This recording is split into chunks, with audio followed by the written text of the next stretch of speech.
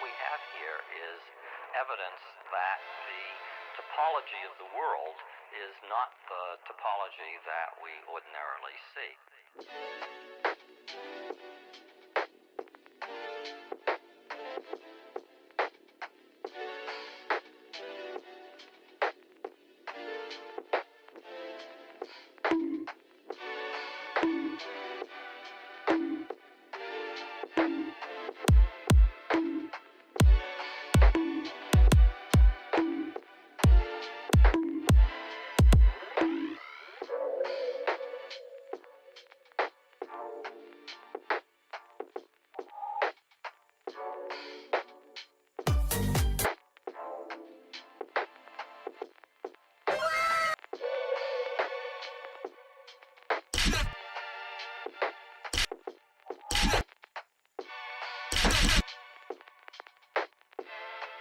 Audio Jungle.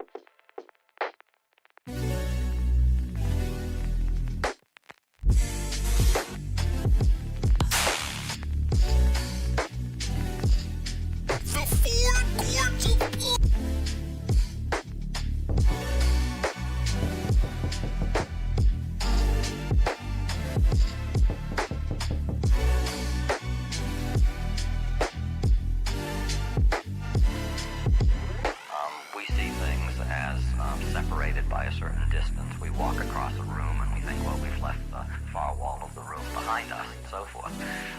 But there's an attempt to say, well, maybe things that from our macroscopic point of view appear to be widely separated in space, like New York and Chicago, just to take two macroscopic examples, from a microscopic point of view might actually be...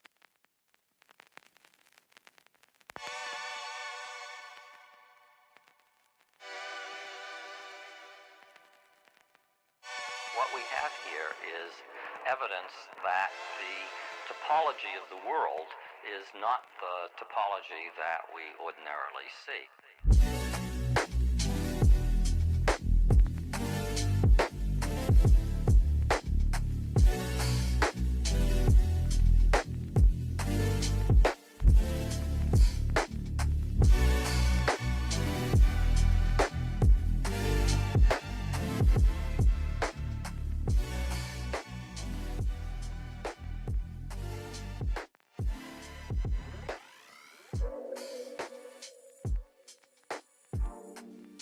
Yeah, boy. Right on time for the live. Right on time for the live.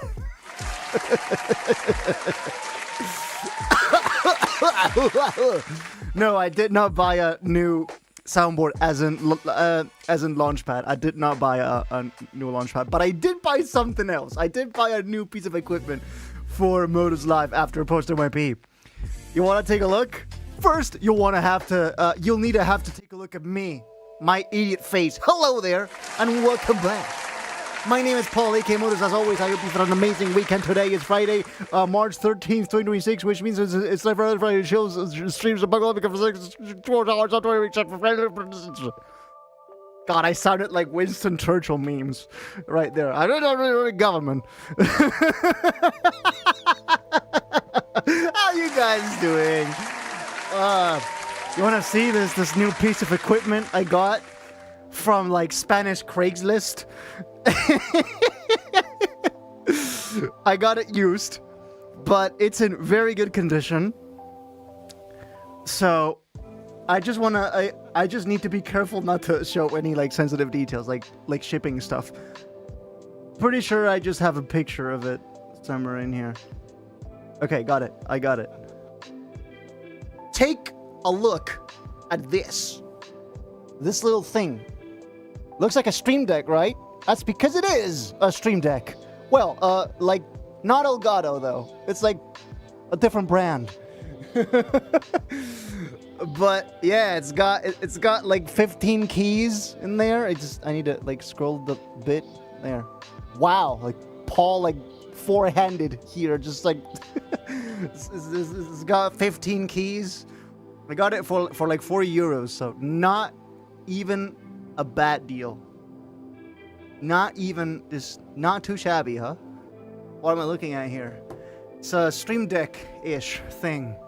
It's going to allow me to do macros in a way that does not interfere with my launchpad. Because, like, just imagine. So, right now, I'm using the launchpad only for launching sounds, for, like, triggering sounds. But I could, theoretically, have another program that can also assign the buttons on the launchpad to macros on OBS. So, I could have it such that when I press a button, something happens in OBS. Right? There's two problems with that. First of all, I don't want to have to deal with the fact that a launchpad which has its buttons completely unlabeled, it's just colors.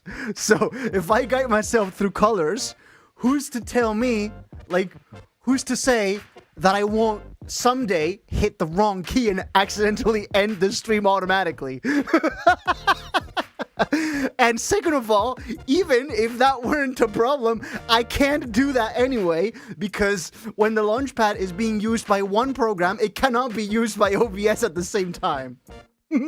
I cannot use it in two programs at the same time, with one exception. The sensor beep, which is an OBS plugin, for some reason works in tandem with LPHK, which is the program I've had for years to manage the things, to manage the launchpad, and I haven't even updated it.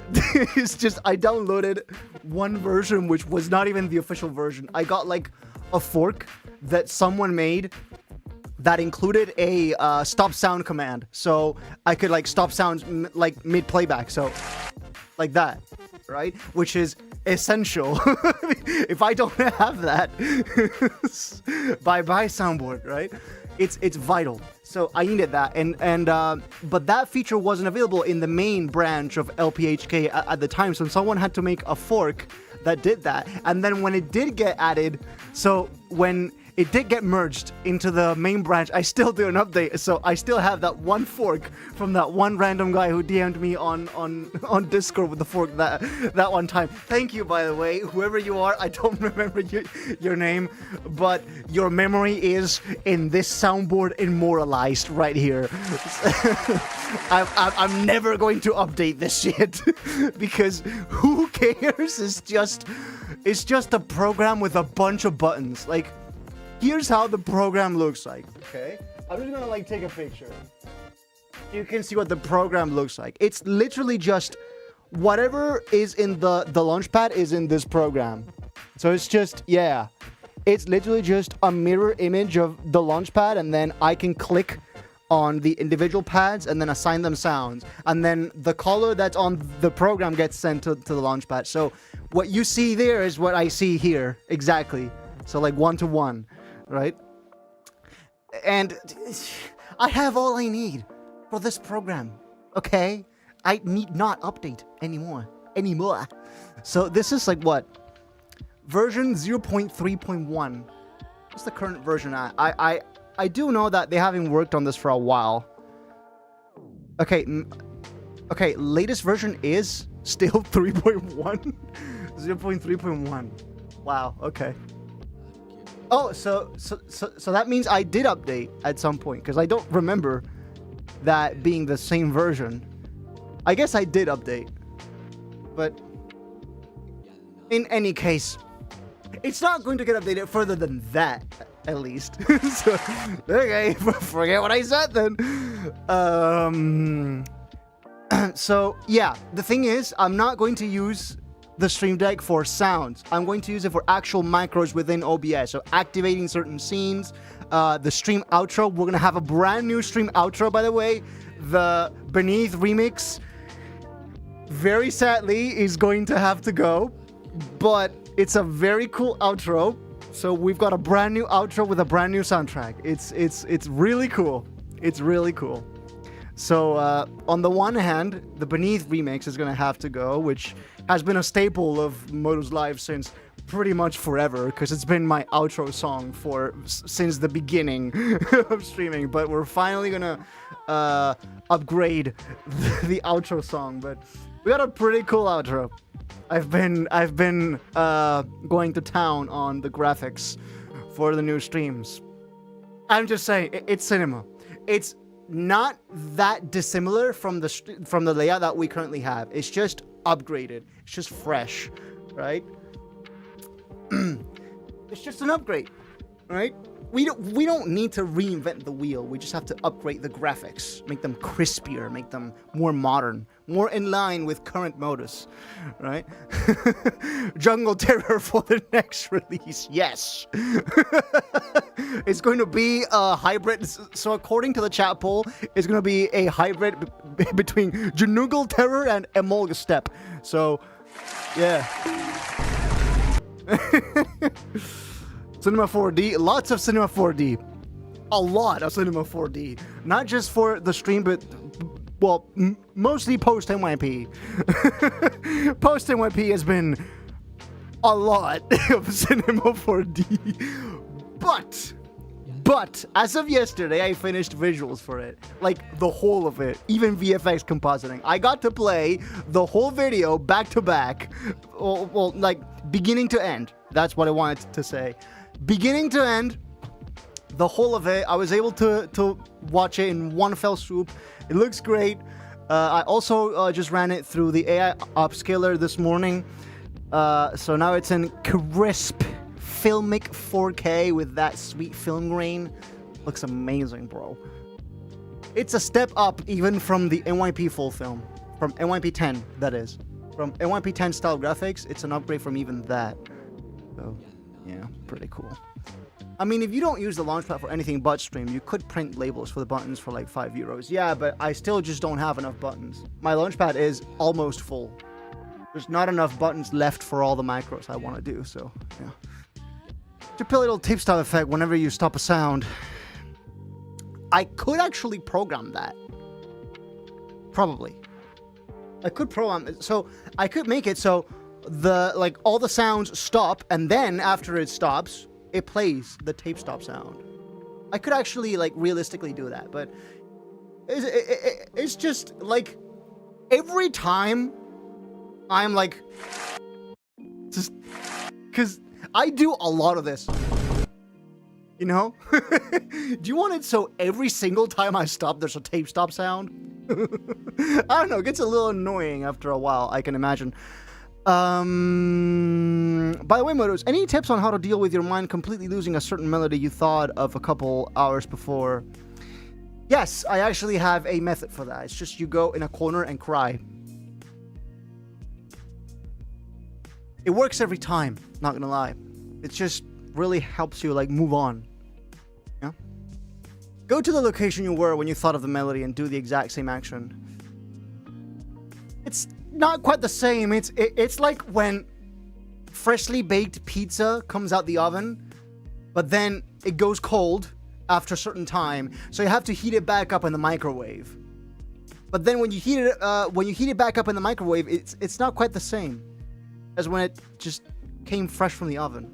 You know, it doesn't have the same. And then you know.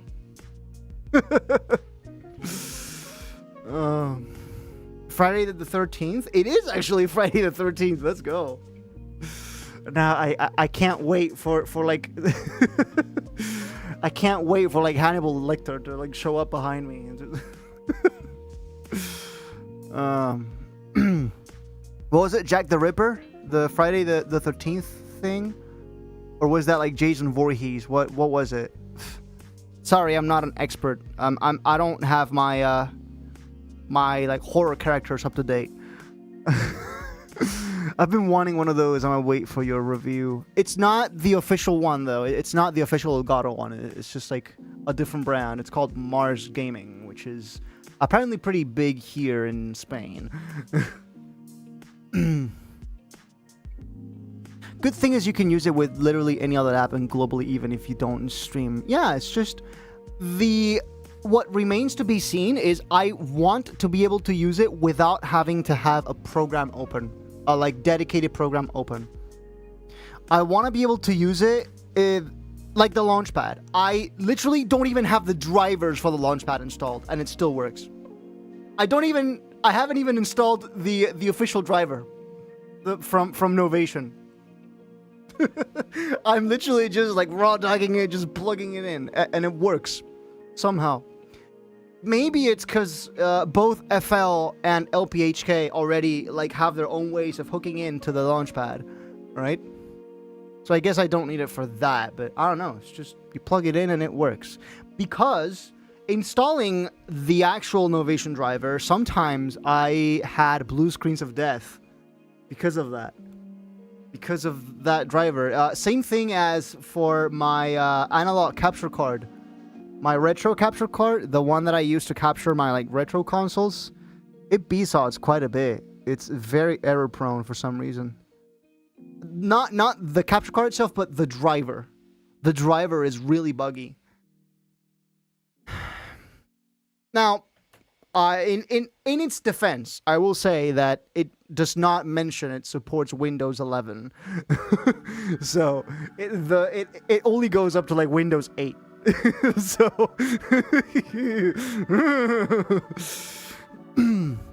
LPHK doesn't detect my launchpad for some reason, so I had to code my own Python app to do it. What model do you have? And also, do you have the models with the older what's it called? USB-B connector? The like printer one. The printer USB connector? Because those connectors are dog shit, dude. They're so finicky, and like when you plug them all the way in, it doesn't work. It only works when it's halfway in. So I have my launchpad like hooked in like halfway into the plug, and that's how it works flawlessly. But you finish like plugging it all the way in, it stops working. It's the worst connection I've ever seen on any device ever. No, not the Beneath remix. You know, every beginning has an end. Paul banished the word raw dog from your vocabulary instantaneously. Well, you just made me say it again. So it's on you then. The balls are on your court. I just forgot to change the output folder of Blender when I rendered a mist pass, and it replaced all the original PNG frames that took 8 hours to render. Yeah. 2026. What makes someone? Why is the thing so? And then so it's off center. 2026. What There, I just triggered it again so I could fix it. Okay. Raw dog. Yeah. Oh boy. Yeah, I understand your pain. It's just that it never happened to me because I never had to render mist pass. I only need 2 passes. I only need the beauty pass and the alpha pass. That's all I need. Because then I can just put the beauty pass on add mode, right? So just like like screen mode basically, but it's additive. So additive, and then the alpha I just use as like a Luma key, and that's the like solid black background that the like screen mode beauty pass sits on, right? So I get perfect alpha every time, and then I just get to integrate the whole scene behind and in front of. So I have different layers. So the actual 3D render will sit somewhere in between. The background will be below, so it's behind the alpha pass, and therefore behind the render, and then everything in front. That's just my little workflow for the like human renders is very. I've got it down. It's optimized. I have Pro Mark III. It's USB-C. I wouldn't know then. I have no idea. ISTF for 4,500 back on Twitch. VB Yoktiz. Hello, by the way. First of all, hello. Second of all, I don't know who you were on Twitch. And yeah, we started over when we started on YouTube last year, so it's just gonna have to build up. Victor 6D. Ah, okay. I remember you now. Round of applause. Let's go. Bro got full spammed. This sounds ass guy got 27 okays. He got okayed to oblivion, huh? Guys, just whenever I first saw this in a video. I don't quite remember who it was, but there's a video that went, I think it was a spam email like thread, and the guy just kept replying, okay, okay, okay, okay, and that was the only thing he replied, and just the scammer went mental, bruh. He went mental. He went Mentos, or the whole fucking. The only thing this guy said to him was okay, so he was effectively talking to a wall, and I just that's where I got the idea. That and the James Veach skits. God, those are great. I've rendered alpha pass, emission pass, shadow pass, silhouette pass, 2 mist passes, and the main image pass. So yeah, yeah, I guess because you need it for like more compositing stuff. I just don't need that much because of the particular nature of what I render doesn't really require a mist pass. I guess I could render the post-processing pass separately, so like bloom and glare, that pass I could do separate. I just don't really need to because I render in 16-bit TIFF anyway. So I have a lot of control over the post-processing. What do you call a pianist with a broken hand? A pianist?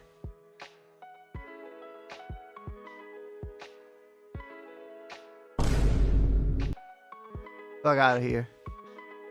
Get out of here. Are you sure about that? Yeah, yes, I'm so sure about that. Get the fuck out of here. Just go. Just see yourself out the door, okay?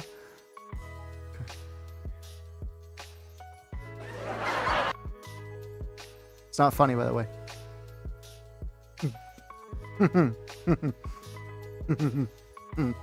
I do the emission pass separately because alpha in 99% of the apps ruins bloom and emission. It does.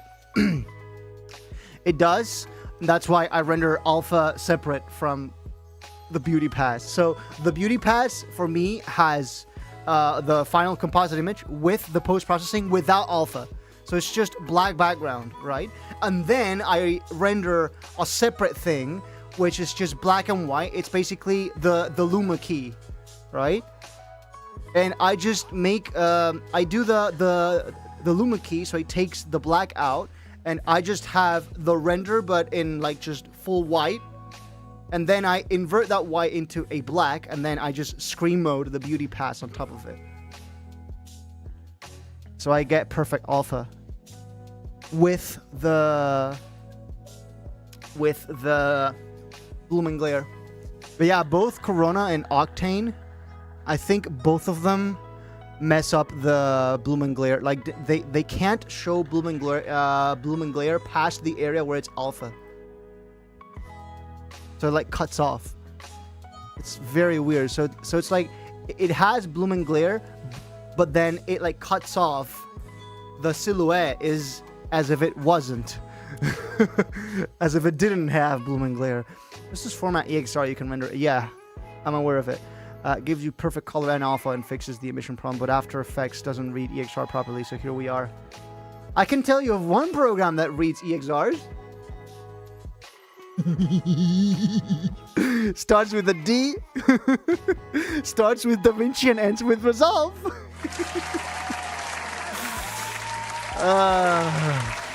Guys, do you want to talk about the return of Modus? Guys, the wait is over. We are back. We are so back. We're gonna start teasers this Monday. So like on the 16th, you're gonna get the first teaser. We're on the 13th right now. Jesus Christ, that's like what, 3 days away? First teaser already. Audio, and I'm also going to reveal who the collab is with. It's a very cool collab. It's a very special thing. Exactly what I needed, honestly. So yeah, new Modus. That's exactly what everyone needs. Modus teaser before Spider-Man which of them? Spider-Man 18 at this point? Why did you never try to get one of your songs on NCS? Because you're basically waiving revenue. Right? Yes, it's like really big exposure, but that's only on paper. That's only like on the surface of it. Right? You basically waive any opportunity of getting revenue with those views. So yeah, sure, you get massive views, but then where's the cash? Where's the cash, bro? Because I mean, you do know what NCS stands for, right? No copyright sounds.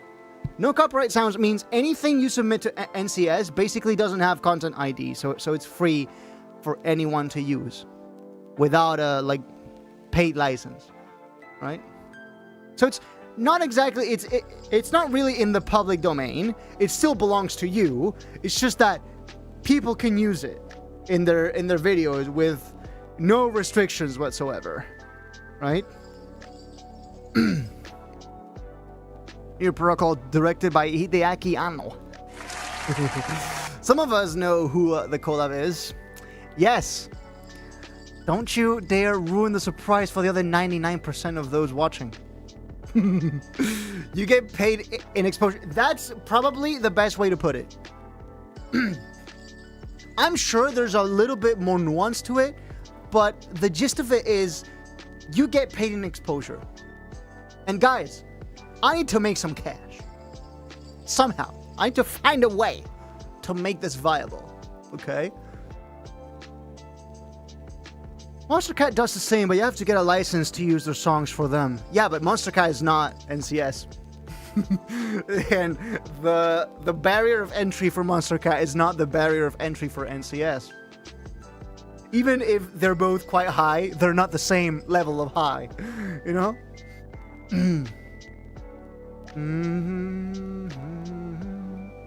I kept listening to your ID Makes It a New Era, and all I'll say is it's crazy that it's been a year now. Yes, I addressed that in a recent reel. I said, yes, I know, you've been waiting for a whole year, but man, this week I finished both audio and visuals for Post NYP. So all I need now is to like record the social media content in advance. Once that's ready to like press the metaphorical big red button, bro, that wait is gonna feel that wait is gonna feel short compared to what you're getting in return. You're gonna think the wait was too little. Or at least that's what I would want you to feel. Because, man, it's been a lot of work. And there's still quite a lot of work ahead, because social media reels, and especially that, because I do not enjoy making social media reels. I need to get that out of the way. I do not enjoy making content. Okay? I fucking hate that word. I fucking hate the word content. Okay?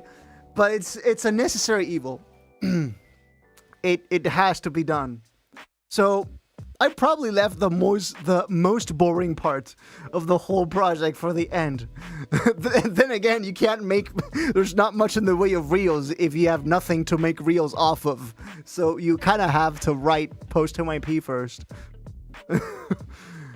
I was convinced you were making an album at this point. Another No Limits, perhaps. I mean, if I said it, it would ruin the surprise.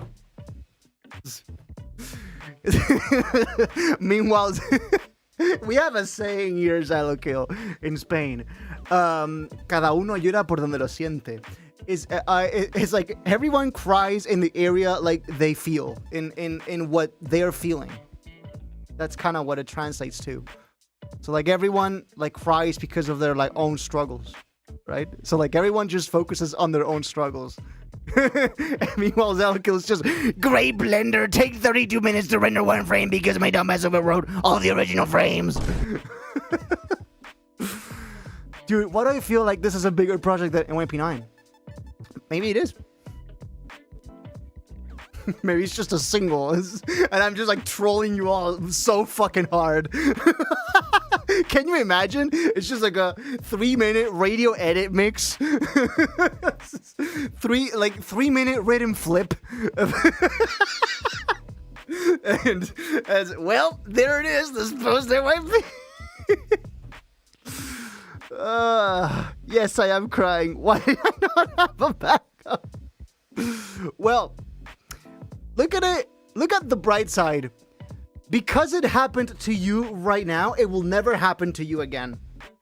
Now that you've made that mistake once, you'll never make it again.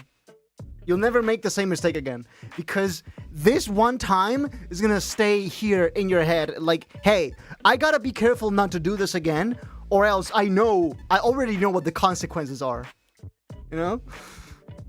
Paul's official Daria Corey brand. NYP9 rhythm flip. Can you imagine that? How do you like take into rhythm all the like time signature changes?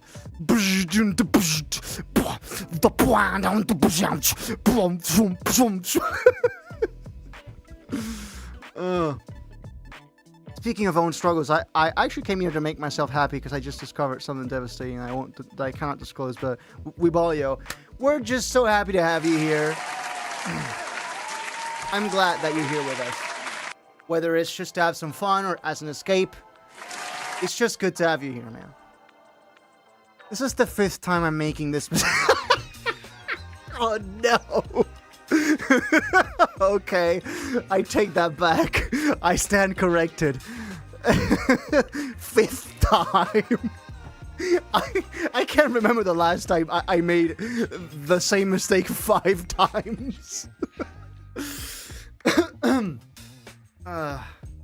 But in none of those projects a frame took 30 minutes to render. I don't think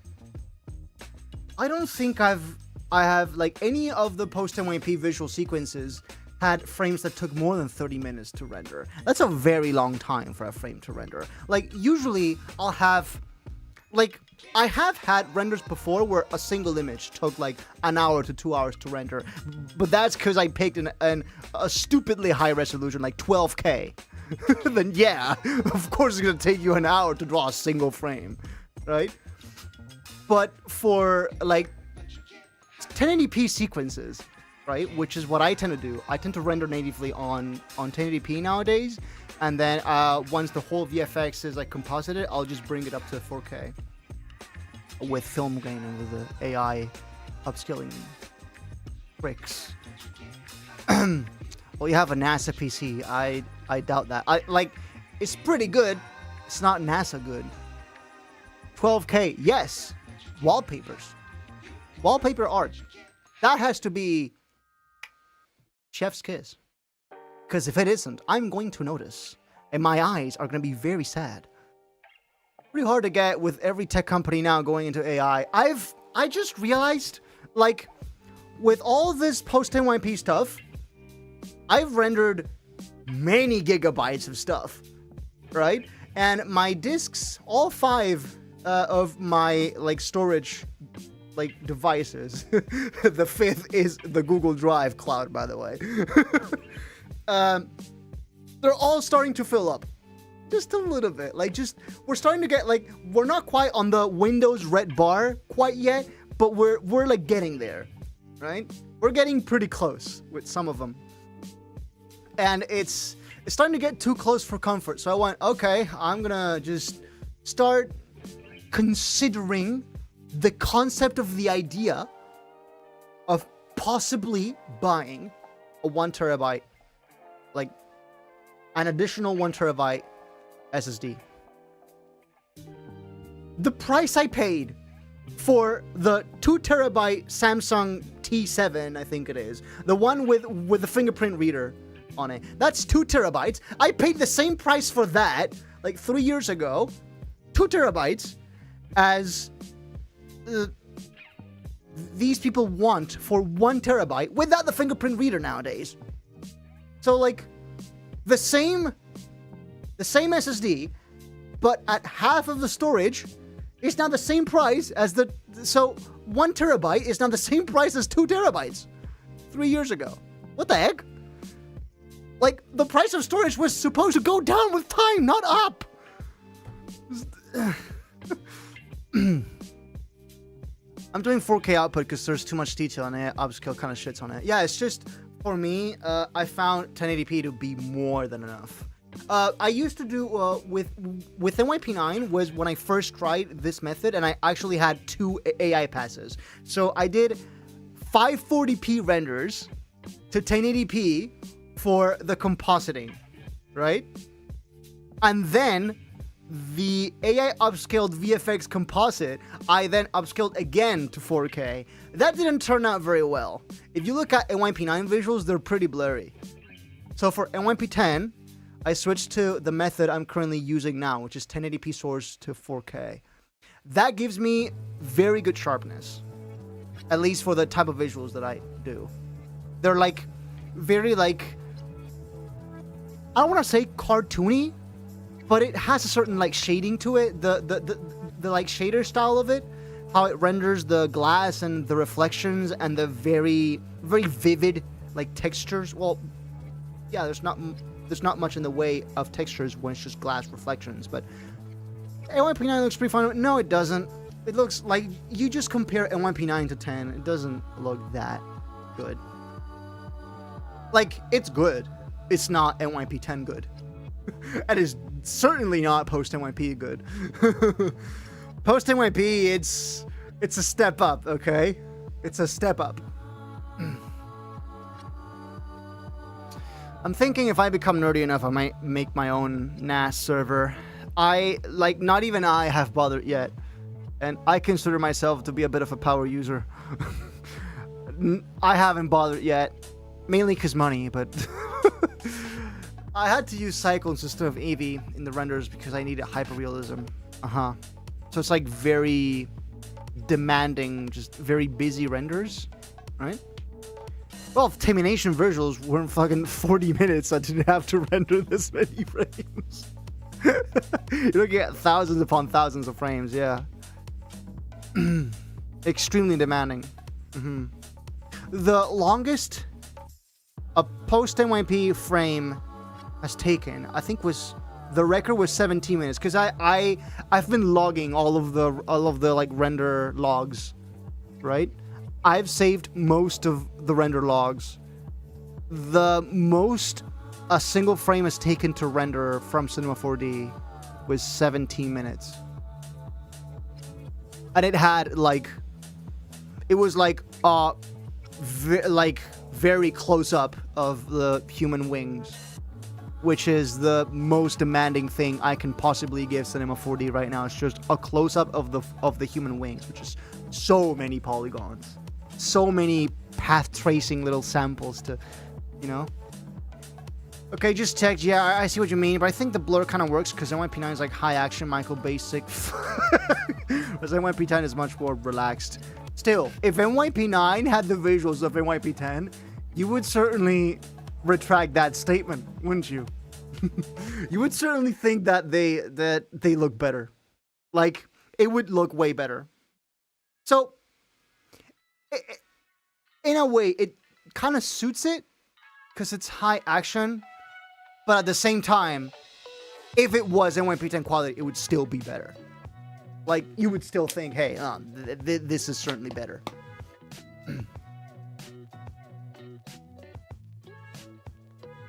63 minutes to render, and it was an 8K. I mean, 8K, Jesus fucking Christ. Why would you render in 8K? What is wrong with you? Do you not have enough pixels? Have you not enough pixels? He has the Elon Ma PC. Hi everyone, I'm Elon Ma. Did I do a good impression? 8K cause zoom in post. Okay, I guess. But I don't know, man. I don't know, man. Oh, speaking of which, Modus, I did remember you got into Vocally at one point. Your English, bro is talking about pre-New Year protocol stuff. Bro's talking, what, 2015 type beat? Jesus Christ, you're a real OG, aren't you? I mean, shout out. Shout out, because not that many people know about pre-New Year Protocol Modus. To most people, I started with NYP1. You know? Not many people know I have a background before that. Because it's not even mentioned anywhere. Like, not in my website, not in my... The only mention of that is in my bio. It says established 2014 instead of 2016. So that's the only hint there is of Modus existing before New Year Protocol, let alone doing stuff before New Year Protocol. Because I don't think any of it is on DSPs. None of it. All of the pre-NYP stuff is on only Looperman. Nowadays. I mean, you showed that on a video one. Yeah, I did.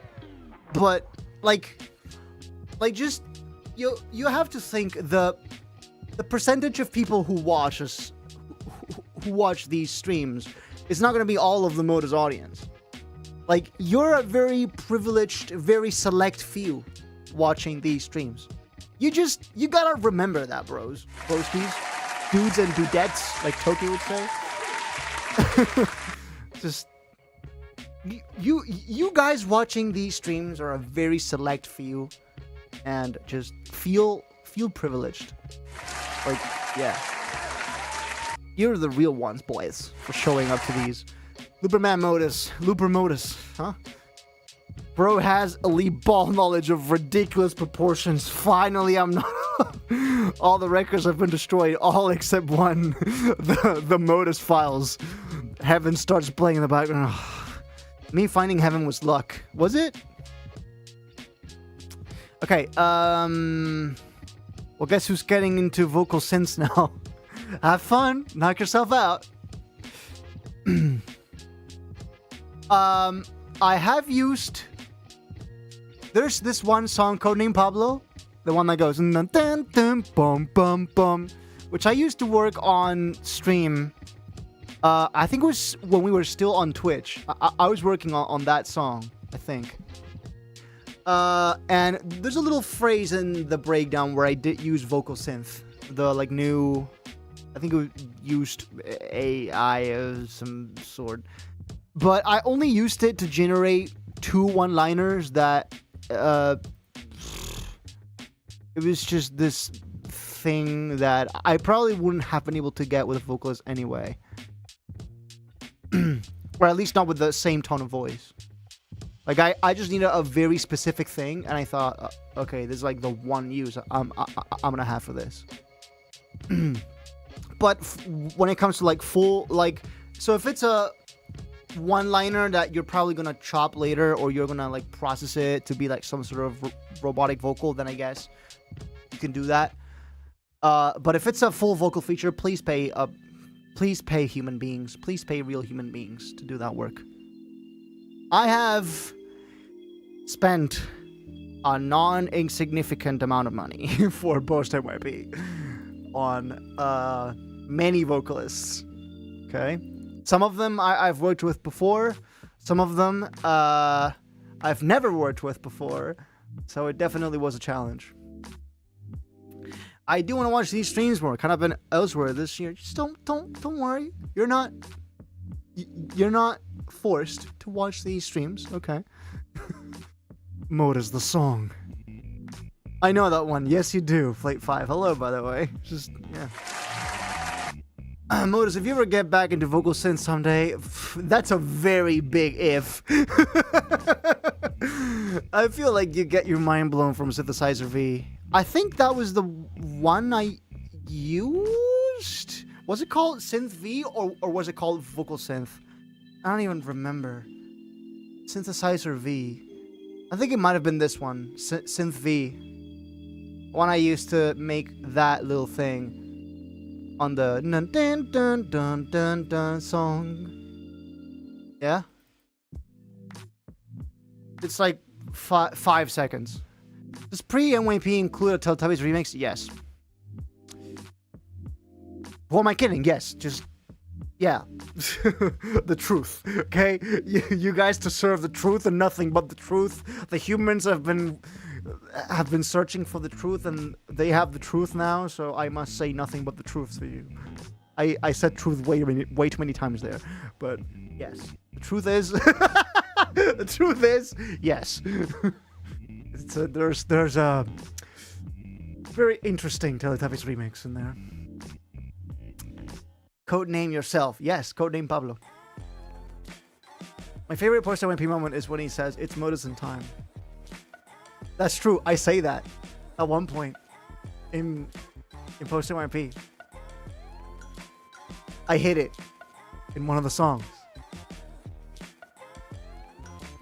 I've been especially hyperfixated on 4 specific voice banks there. Huh?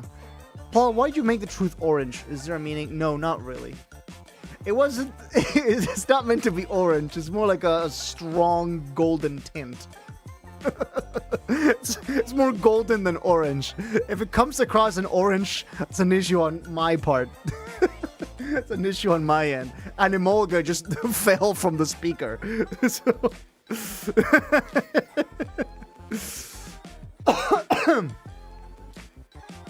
because orange is awesome. I mean, the orange one is the gatekeeper.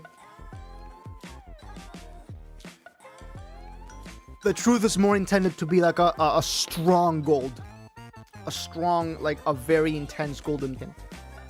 And I think I achieved that a little bit better with post-MIP. It's just that gold isn't just a color, there's a texture to it, right? And that texture is just not present in the post-MIP renders because there is no golden texture in my renders. I didn't do it. I'm just doing it based on like colors, and then I'm setting like the refractive index, and so I'm just using glass textures to try to replicate the like shine gold. Yeah. Token Machine stream schedule these days. Saturday, Jackpot Trap Pot. Monday, I'm busy. Wednesday, we'll announce the stream move to Saturday. No, Wednesday, we'll announce the stream move to Thursday. Thursday, announce that that I'm not streaming on Thursday. And then it's all just going to Saturday. Yeah, that sounds more like it. All of your characters are made of pure glass and photons. And yes, and photons, what? Yeah, what? Yes. That's kind of the aesthetic of my world. And that's it. Just, yeah. Pure glass and vivid textures. Simple textures, vivid. Yeah. Thanks. Today was really difficult, so I'm turning off like a laptop after rendering a 300 track project. Dozing off to Friday chill, huh? Just tune in real quick to say bye. Okay. Have a good night's sleep.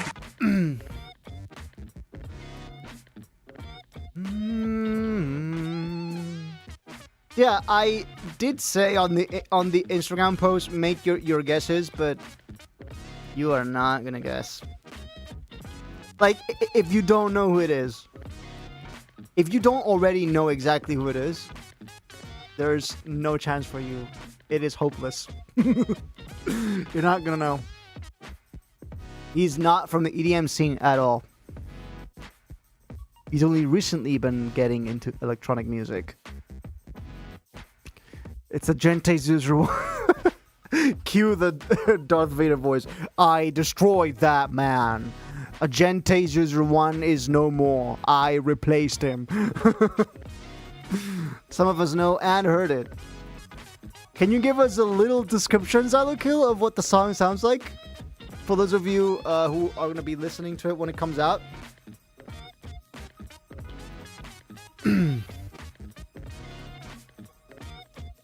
By the way, just to tell you, the release will not be next Friday. I'm going to try to release on days other than Fridays as a bit of a test. Because I've been told that Fridays are really bad for singles, at least.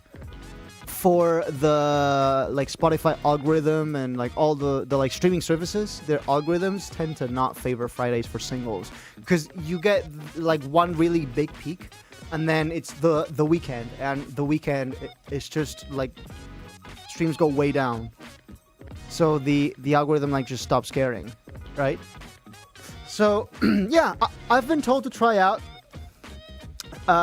releasing on days other than Friday, and obviously not the weekends. So anywhere Monday through Thursday.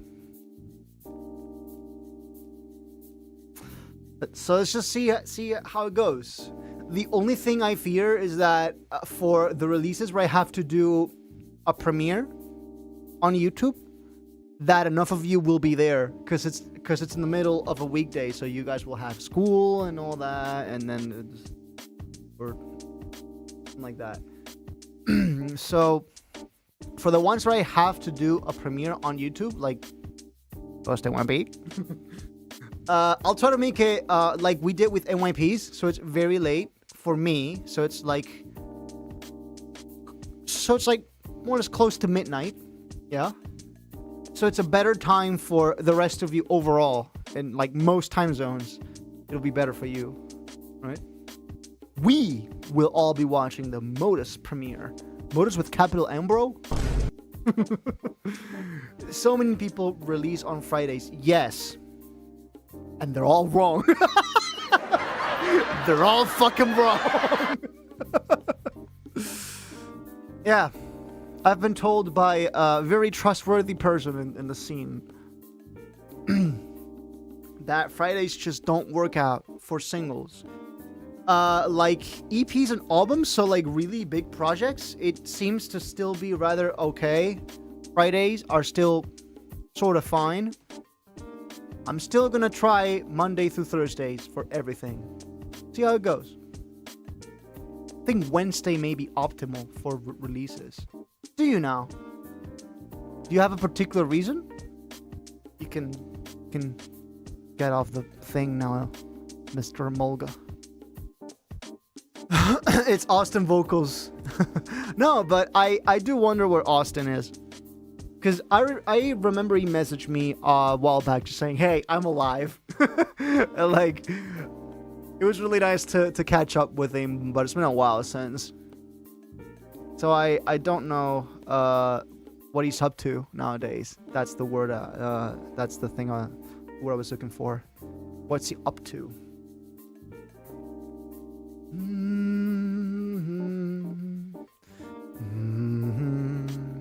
I just think Austin Vocals was AU5 at one point. Can you imagine? AU5 side project singing in Oblivion. It all comes back to me. That was Austin all along. That was actually Austin all along, by the way. Anyone excited for Burning Out soon via album? Didn't he just put out an album like what, last year or the year before? Like when did Stealing Fire come out? 2024. Okay, 2024. But it wasn't that long ago. It was like less than 2 years ago. That was October 2024. So it's been a year and a half. Bro, my last album, No Limits, came out in 2019. That's almost 7 years ago now. Can see it now that I know Austin can fry really well. I mean, yeah. It's just... it's just that Oblivion was 2019. And AU5 fries are 2025. AU5... Yeah, I know. Oblivion is one of my favorite Rushdown songs of all time. Well, I'm glad you think of it that way. It's just, I can't really play it here because it's one of the few tracks that I haven't been able to get cleared from Content ID on my channel because it's not self-release. It goes through Rushdown. So it's still up in Content ID through Rushdown, and it's not whitelisted on my channel because I don't have access to the Rushdown Content ID dashboard, obviously. So I can't get it cleared on my own, like I can with my sub-releases with Symphonic. I can just like tell Symphonic, hey, I whitelist all of the stuff I've put out with you, and they do that. Not with label stuff though. So yeah, see. Agente, that man is no more.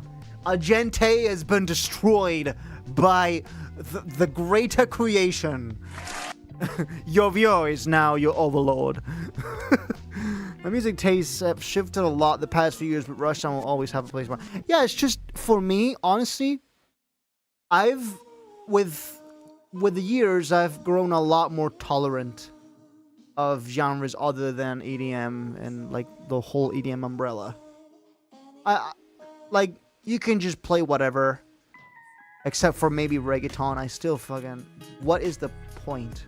Like, no offense to Latin culture, okay? Just, what are those lyrics, guys? What are those lyrics in reggaeton songs? Come on. You call that culture? Like, some of them, yes, I get it.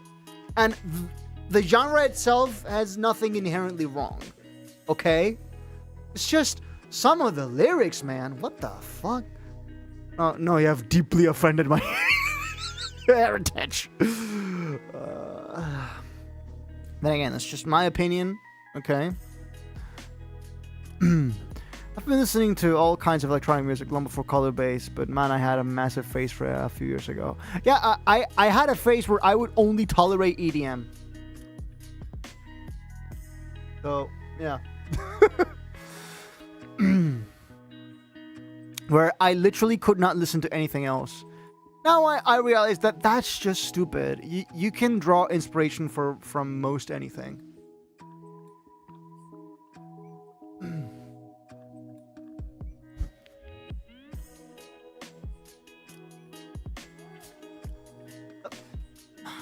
Had to clean up a little something there.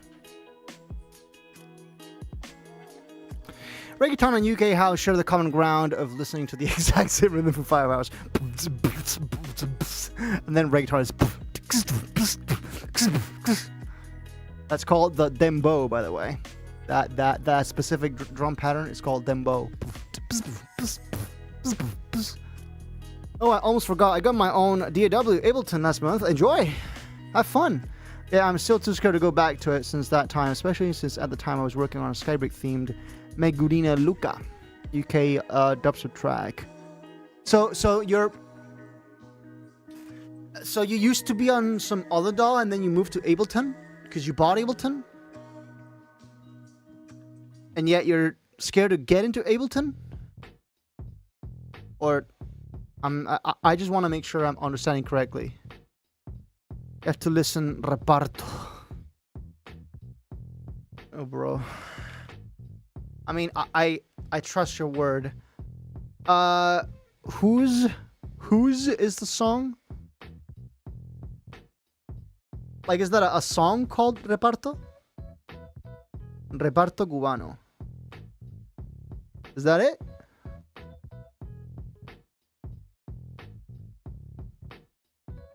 Is it like a song, an artist, a genre?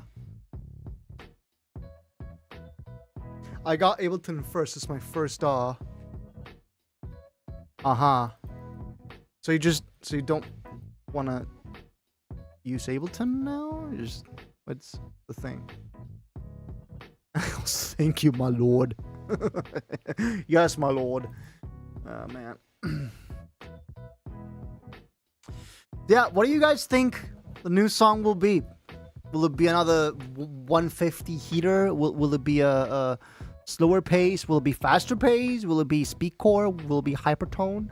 Will it be like Googleplex BPM? Will it be like absolute vacuum, like absolute 0 BPM? Hardcore, finally. College is also getting in the way.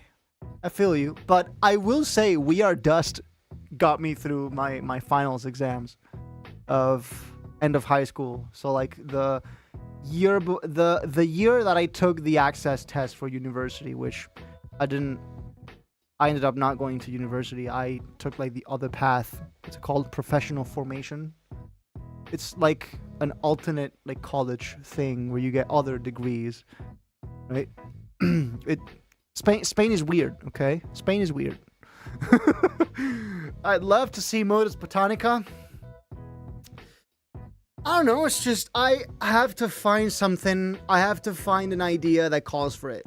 You know, it's just doing something just because doesn't really, like, I have to have a reason for it. I have to come up with an idea that asks for that. Then I'll do it, right? So if I come up with an idea that, like, asks for a Botanica section halfway through, then sure, yeah, I'll do it. But it's... I don't tend to do stuff to, like, meet a quota, right? Just because, oh, I need to make a Botanica song because people are asking for it. It's just like, that's just forcing it, right? You're not really, like, being true to yourself if you're just doing stuff to meet a quota, because it's what people do now. It's just you make whatever, bro. You make whatever you feel like doing at that point in time. That's the most authentic you'll be. They call that vocational in the UK. Okay. Mega Nova is literally the Just Because song. True. But at the same time, I'm doing many things in Mega Nova that I mean, who the fuck mixes rhythm with orchestral with speakcore with drum and bass? Who the fuck does that? This is like the first scene in John Wick 2. Who the fuck can do that? With a pencil! Who the fuck can do that? My only Botanica song getting a 9.8 on Toki streams. Botanica fucking rules, huh? Yeah, like, I have made Botanica samples for Mega Nova. I can tell you that much. Okay? I have certain samples that are Botanica themed. Like granular piano chords and all that. Just really pretty stuff. Right? It's just that a full-on Botanica song.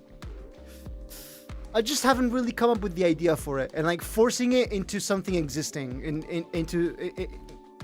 like forcing it into something I'm already working on, or like forcing it into something like new, right? Just to meet that quota. It's just, I'll do Botanica when I come up with an idea that asks, that calls for Botanica, right? Yeah, Mega Nova. Yes, I have to do it because it's the demo track of the song. But at the same time, I can do whatever the fuck I want within that. I don't really have okay, I need to do rhythm with this. Just, I could demonstrate the sample pack. I could demonstrate the capabilities of the sample pack with a multitude of genres. Right? I have a song named Mega Nova, more like Mega No Life. No balls. Bro, that's so sad. Living without balls. Can't imagine the pure darkness to live in a world with no balls. Fucking yeah. Like I have to take my glasses off because I'm just so shocked at that statement. My eye just started itching because of the sheer thought of no balls. Holy shit, bro. Incredible. Imagine life without balls. Yeah. No elite ball knowledge. Everyone on Earth is like, balls are banned. The world dies. I mean, quite literally. For reasons. Man, when the eye starts itching, it starts itching, alright? Are you farsighted, close-sighted? No. I can actually see perfectly fine. I don't need the glasses for seeing. The glasses are just UV filters for the screens. And they're nice fashion pieces as well. They make for a nice fashion piece. Like, you know, to the point where I've used them in my profile picture. But I don't. But they're not graduated. Like, put it on, it looks the exact same. Ah, yes. Ah. the sigh of disappointment.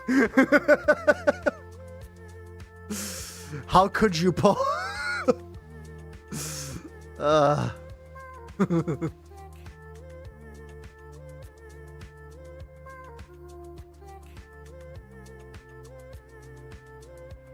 Man, I still don't understand the algorithm. Some reels it just fucking hates. I don't know why. Like, I get it if you don't love a reel, but to like fucking like essentially shadow ban it. Dude, what the heck, TikTok? Why are you wearing glasses? Well, I can't see. I can see. It's just, yeah. They make my eyes not. It's so it turns neutral damage from staring at the screen into the like Pokemon message. It's not very effective. It turns the neutral attack into a not very effective move. Slipped in that Pokemon reference, huh?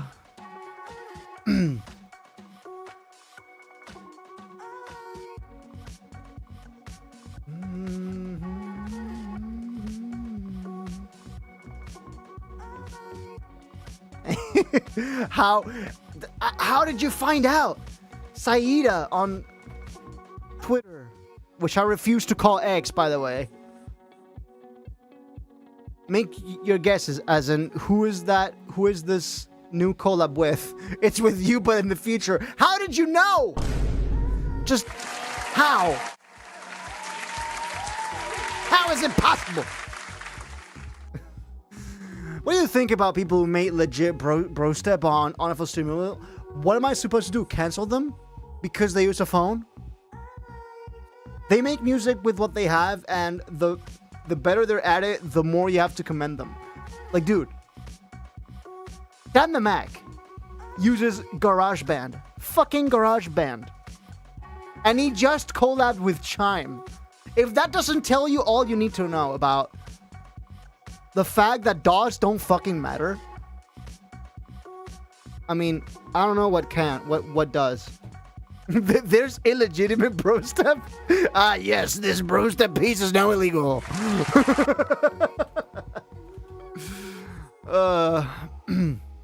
Some people make music on an iPad. Yeah, it's just you make music with whatever tools you have available, dude. And there are some people who just become really efficient at it and really good at it.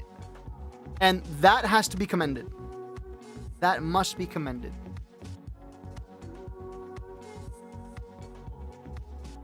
Holy shit. I've had two musics. I've had two background songs for like the past hour. Have you guys been hearing two background songs for an hour and you haven't noticed, or you haven't told me? Or maybe it's just me, because the source was turned off in OBS, but but it's still showing up on my my panel, and I was still hearing it. So like, at least monitoring was still turned on. Maybe it didn't come through on the stream itself, but I've only been hearing someone yapping. Fair. But this is gonna be so weird. I don't know, I had the stream muted for like 70% of the time. I've been listening to other music at the same time, but I've heard songs on your stream that are really familiar. I mean, nowadays I just have royalty-free playlists from YouTube. So like YouTube has on YouTube Studio.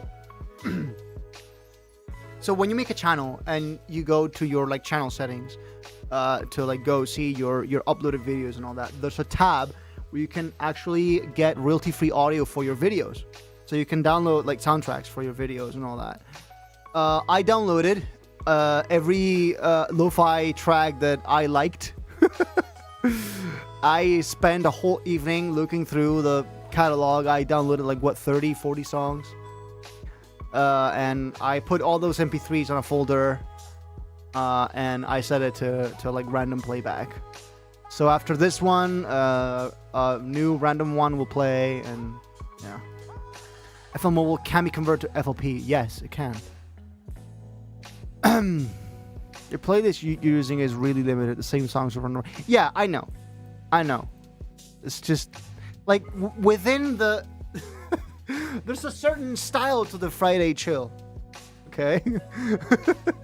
And you know, gotta keep it within the style of I was gonna say feedback hour. Jesus fucking Christ, my brain is cooked. Time to revive my old projects. Let's go. Dude, I remember loading in like some of my old 2014 projects and like with like Nexus 2. You just open it and you get this error dialogue. Sorry, Nexus 2 is missing. We can't open that. And it's just a blast from the past. No, Nexus 2. What version are they at now? Was it like 7? Nexus 7? Or what is it? Because Nexus 5. Holy crap. Nexus 5. And now it's turned into more like a...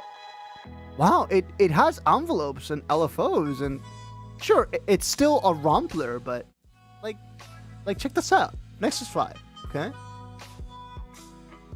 Look at this. Check this out. It's like... Yeah, you still load in samples. So in reality, it's still a rompler, but now you can load multiple layers at once.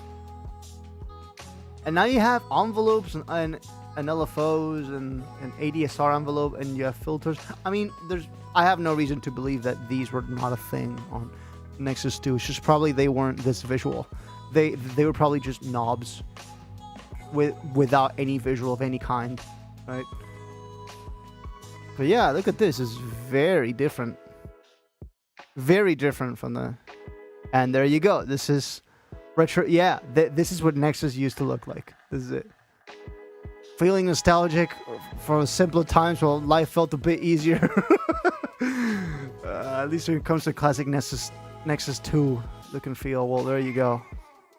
The Nexus 2 look for sure. Look at it. Okay, so like I said, there were filters. It's just that they were probably much more limited. See that? And they were just knobs without visuals. I mean, look at that. Extremely different. Wow. Okay. Nice.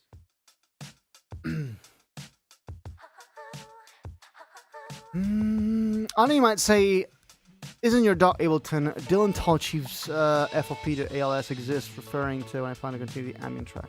Oh, so you have a project that was in FL Studio and then you want to convert to Ableton. I would just, like, if it's advanced enough, I would just stem it out. If your stream soundtrack is entirely self-produced, his power is too great. I have some self-produced tracks of my own, like all of the intermission elevator tracks, the jazz, the like bossa nova, the like organ Morgan. Those are all produced by, like, we made all of those here on stream. You know, like this. We made this here. Well, on Twitch, but still on Modus Live. We did that, and then also this. Very similar track. We also did this. You know, we have lots of self-produced things here as well. Just maybe not a Modus-esque track, because, you know, these aren't very Modus-like. These are just, you know whose songs aren't copyrighted and you can use them on stream? Enlighten me, Xylokill. I already know what you're gonna say. Or maybe not. Maybe not. I remember when you had Synthwave Boy. Playing on streams at some point. Yes. I had that. It's just that YouTube is a lot more strict with content ID. So songs that wouldn't have been picked up by copyright on Twitch are getting picked up by YouTube. So it's not really like Lo-Fi Girl doesn't have fully royalty-free tracks. Some of them are copyrighted. And for them, it's okay. Not for me. Right? So once we made the switch to YouTube, I had to start being a lot more careful about what I play and don't play on stream. Because we're partnered as well. We're partnered now. We got memberships and super chats and revenue and all that. I gotta be very careful, you know, not to upset YouTube and the government. I don't know. Mine are copyrighted. I asked because I don't. Okay. Oh, so it's a genuine question then. Okay. You know whose songs are uncopyrighted and you can use them on stream? You can use NCS songs, I believe. I'm pretty sure you won't get those copyrighted. Thing is, I don't really think it's our style to use NCS for background, you know? Or just chilling, you know? We got the lo-fi in the house. It's just chill, relaxing music. We don't need it to be super exciting. You know, we don't need it to be this like noisy, because like say Took Machine streams. He has a good reason to put like very busy music, like just very energetic music, because it's a very busy, very energetic stream, right? So it's like constantly, you know, there's like constantly action. There's always something happening on the screen, right? They're like very busy streams, right? So it makes sense for him to have that really energetic music. Not here. It was in fact not a genuine question. Okay.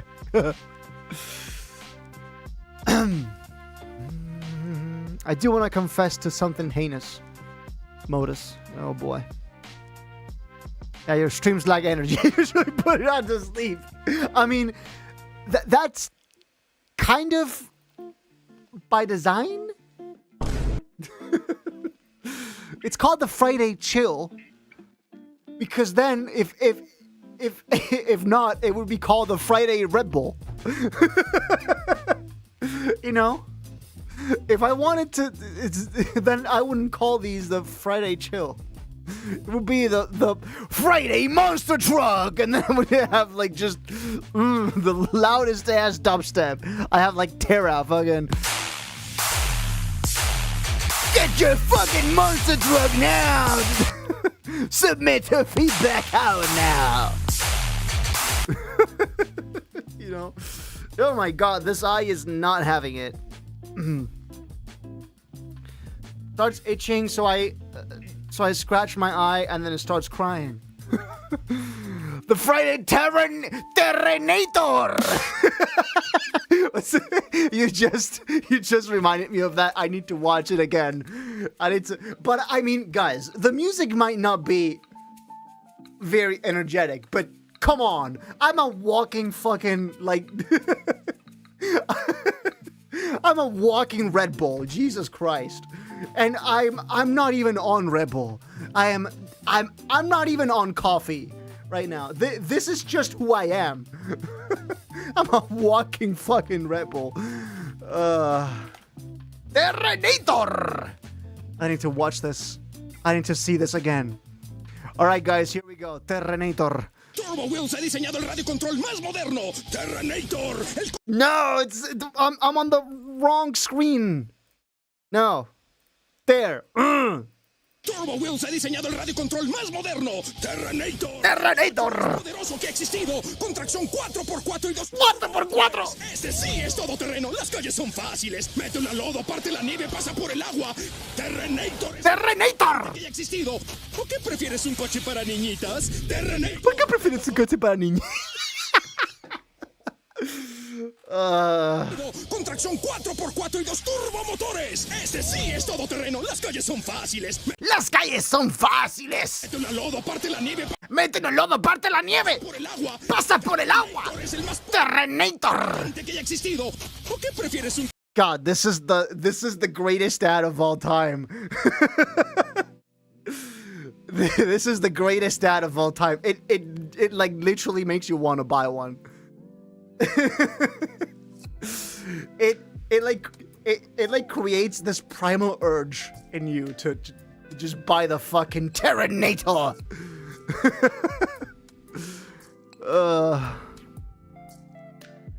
I find it strange how it's got 312,000 views and not a single comment. Does no one have any comment on the Terrenator? Turbo Wheels ha diseñado el radio control más moderno. Terrenator, el coche más poderoso que ha existido. Con tracción 4x4 y 2 turbo. But this is the Mexican one. Was this the same ad that aired in Spain?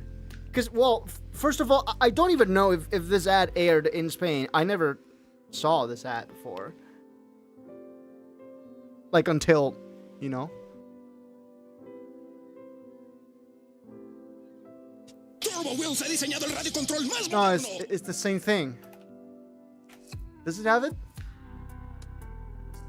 Comercial. If it says comercial, it's probably not Spanish. God damn it. Terrenator, el coche más poderoso que ha existido. Con tracción 4x4 y 2 turbomotores. Ese sí es todoterreno. Ese sí es todoterreno. The ad left them speechless. It's so peak. This is the greatest ad of all time. Without a doubt. Why am I number one? I have not been that active. YouTube just be YouTubing. Looks like we mined another Opal, boys. Hi, Opal. I remember you showing this before. Yeah, I did.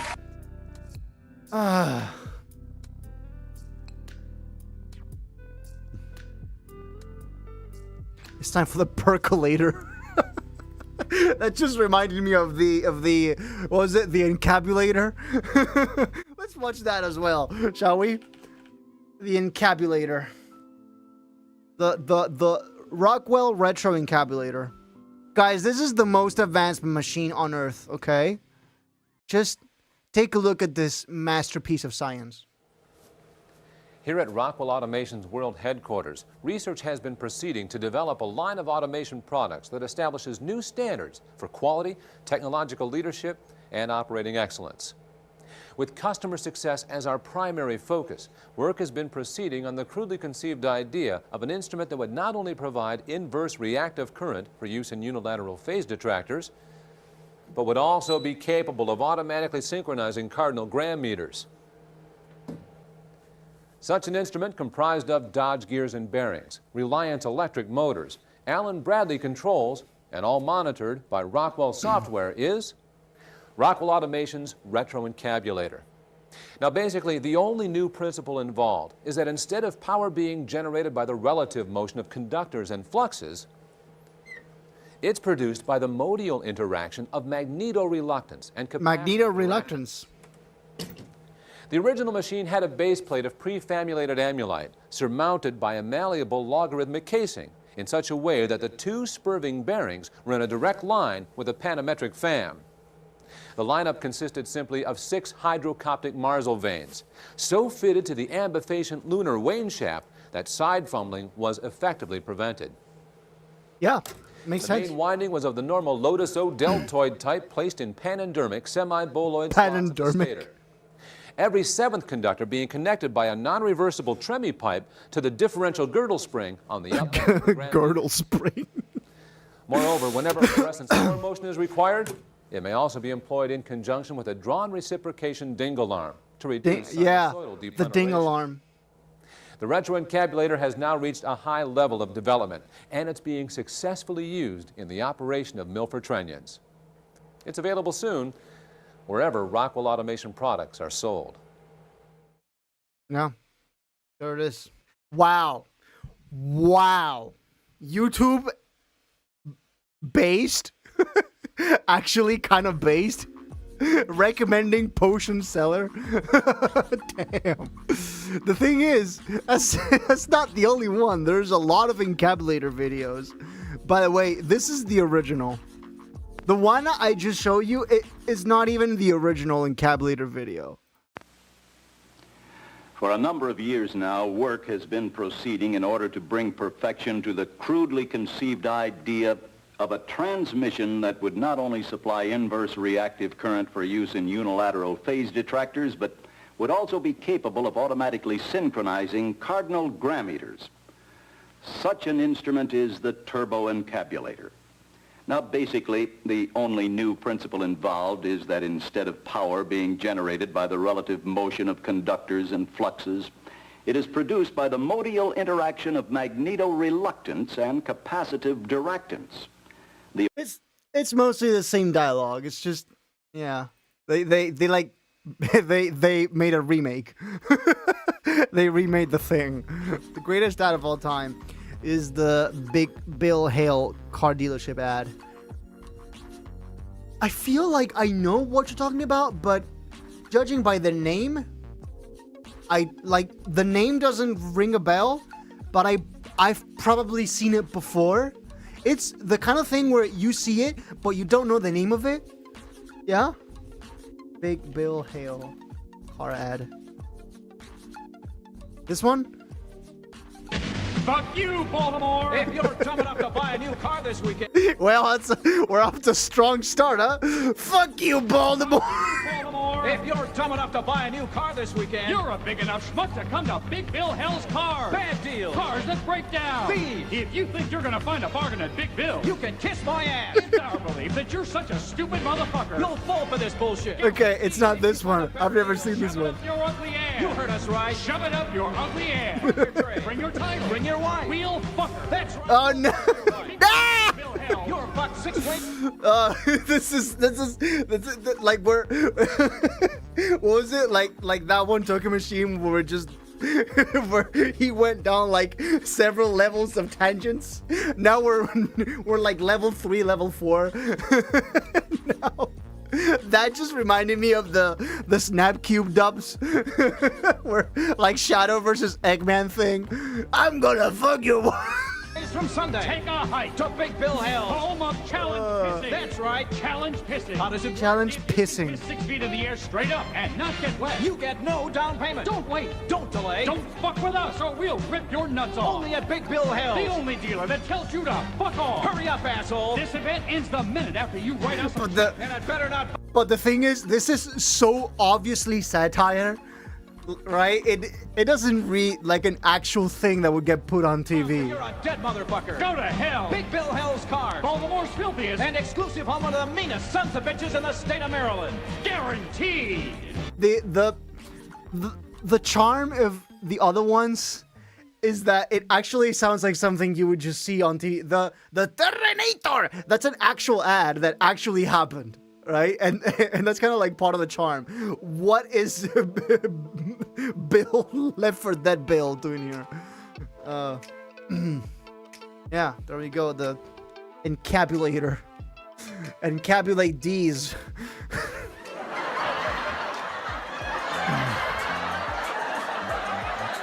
Magneto reluctance and capacitive directance.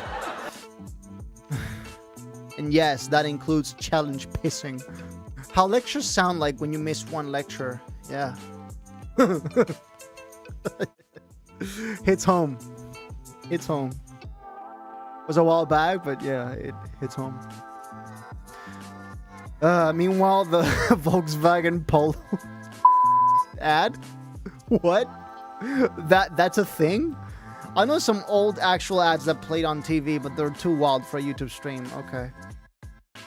Thanks for the foresight. You know, there's just this one ad that I know for a fact aired on TV, but I've never been able to find it. It's this Spanish ad about TVs that had this song. Sí, mi casa tiene 3 teles tiene mi casa. Si no tuviera 3 teles, ya no sería una casa. It's like, my house has 3 TVs, 3 TVs has my house. If my house didn't have 3 TVs, then it would no longer be a house. And that's a song that was in an ad that I know for a fact aired on TV because I saw it with my eyes.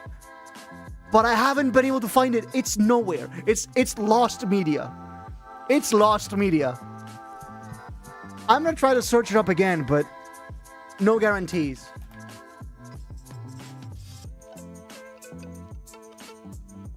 No, it doesn't show up. It doesn't exist.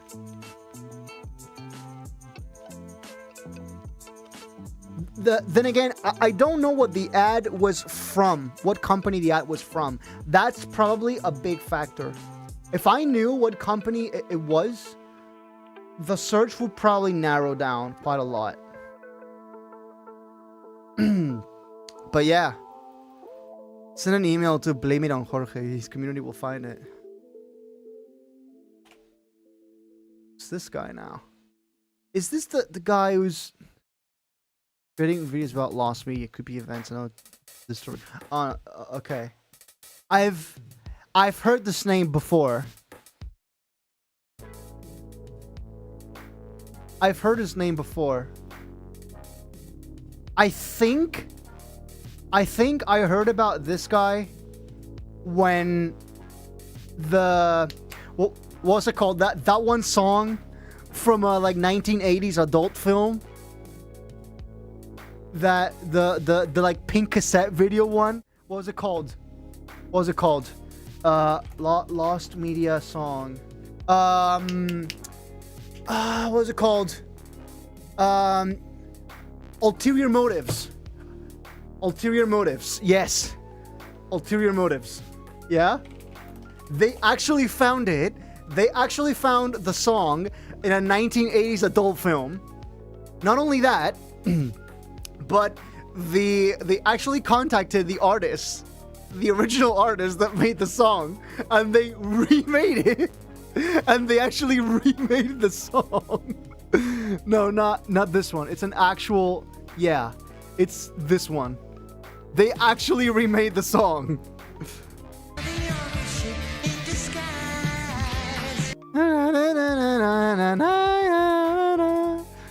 Yeah, dude. Everyone knows it. You've got ulterior motives to me. True. Yeah, dude. Ulterior Motives wasn't the real name of it after all. Yeah, it wasn't. But that's what everyone called it, you know?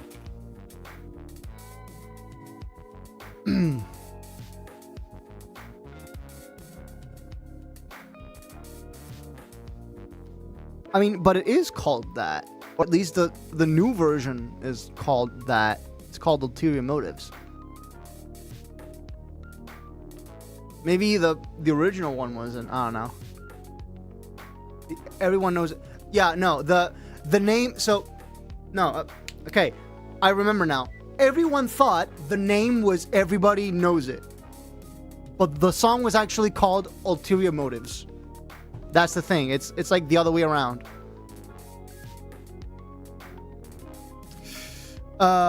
Celebrity number 6. What's that? Now we're what level of tangent are we in now? We're like lost media now, huh? What level are we in? Like level 5? Level 6? One of the most fascinating lost media is that I was there the first 10 minutes of it being found. Celebrity number 6. Let me see. Wikipedia. Now would be a great time to make it dark mode. Okay. Let's have a bit of a read. Celebrity number 6, sometimes abbreviated C6, is the name given to a previously unidentified face on a fabric print, the subject of a years-long online search. People called it Ulterior Motives, that's why they named it that when they released it finally. There's no original, the song was made for the adult. Yeah, I know. It was made for that. But they called it Ulterior Motives. But everyone called it Everyone Knows It. Everyone knows it. You got interior motives, tell me the truth. Right? In 2020, writer Tansa posted a subreddit asking for help in identifying 8 faces depicted on a set of curtains. While some were quickly identified as actors and models prominent in the mid-2000s, one, the 6th, was as numbered by Tansa, proved far more difficult to identify, leading to the creation of a dedicated subreddit. They made a whole subreddit for this. That's such a Reddit thing to do. Members of Celebrity Number 6 pursued hundreds of ultimately fruitless leads for 4 years, including contacting the fabric supplier, reviewing a decade's worth of photos and Getty images. Damn, dude, the dedication of some people, huh? You just wanting to get to the truth. You know, this rings home. This hits home to like the whole like ulterior motive of the humans. Just get to the truth, right? Seek the truth above all.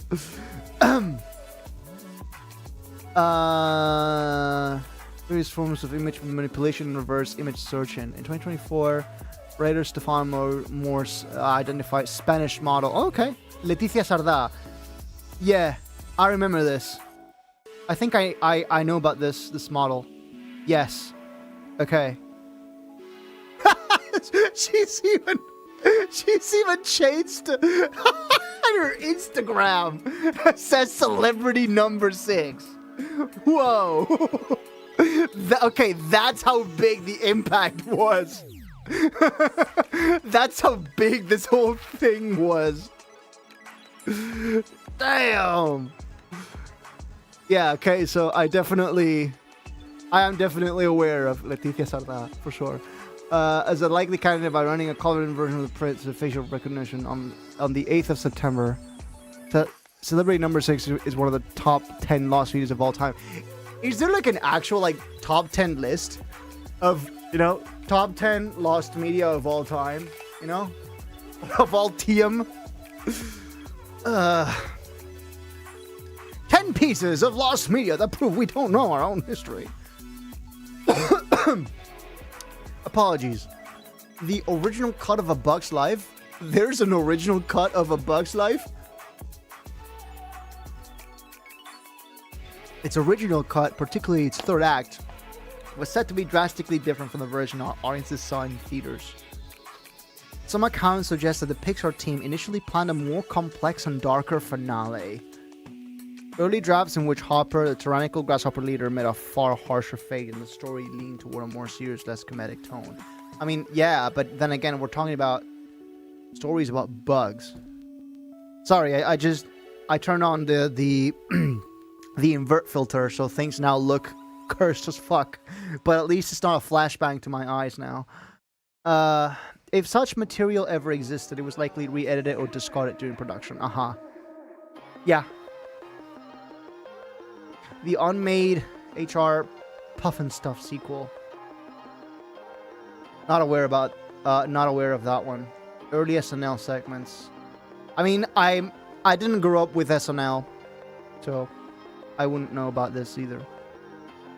Lost tapes of Sesame Street. Okay, you have my attention because I did watch Sesame Street a lot as a kid. We actually have like VHS tapes of like entire seasons of Sesame Street here at home. For over 5 decades, CBS has been a cornerstone of children's television, but its early history contains missing episodes and broadcast tapes. In the show's formative years, many of the original masters were either lost, erased, or simply not archived. Lack of archiving, dude. This is why I always save everything I do. If you look into my computer, you will find 99% of everything I've ever done. Going back to the very first few years. I still have the FLP for Heaven. I shit you not. If I gathered the right plugins and the right samples, I could still open that project no problem. It's just archive your shit, dude. Archive your shit just for like preservation purposes. Anything you do is important and has to be preserved in history. Most expensive and biggest lost media of all time is The Day the Clown Cried by Jerry Lewis. Someone out there has said no one knows who is the most important piece of lost media. The Day the Clown Cried. Is it on this list?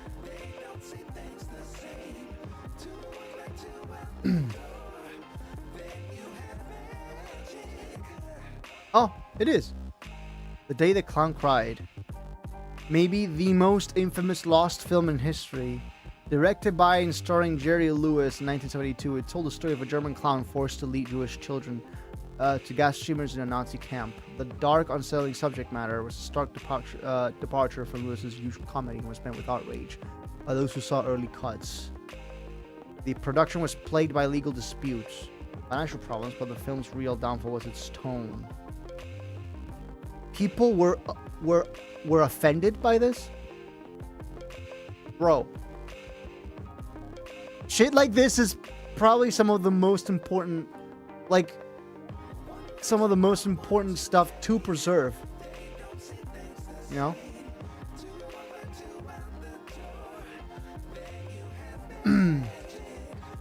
Oh, viewers, including Lewis himself, felt it mishandled the Holocaust. Okay. And struck an uncomfortable balance between tragedy and slapstick. Okay. I see. Okay. That makes sense, but...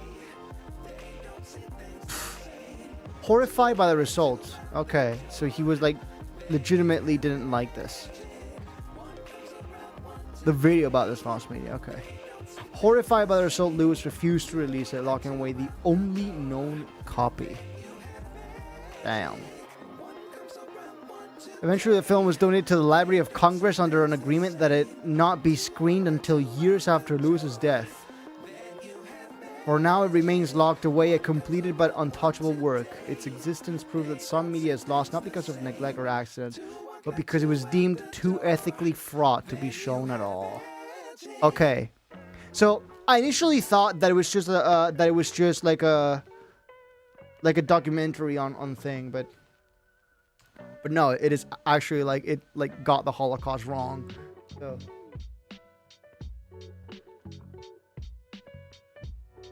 okay, I can see that. Jerry Lewis said it's so bad he never wanted anyone to see it, but that's what I think of NYP2 as well, and I let people see that. Okay, maybe it's not that.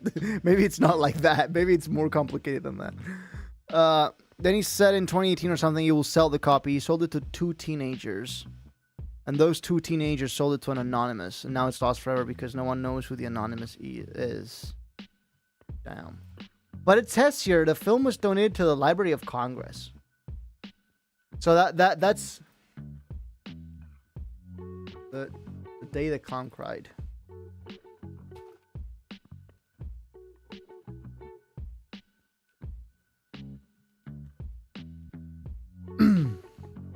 So we have pictures of it.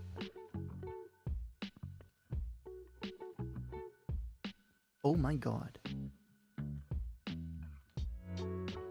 Wait. So it says here, the most cursed film in history will premiere finally 52 years after it was filmed. No one will ever see it because I am ashamed of my poor work. But it says here it's gonna be screened in 2024. It said that. There it is. He gave a copy to the Library of Congress of the United States in 2014 with a condition that must be met. It cannot be screened in any way until 2024.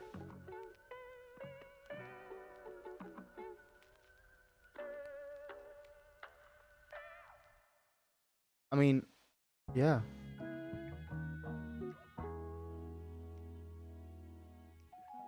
The Clown Cry will be available starting June 2024.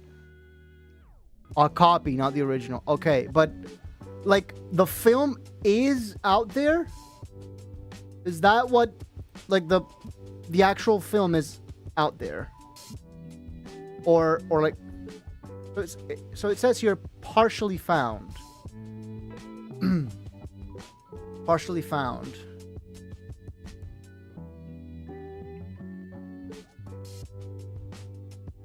Some copies of these.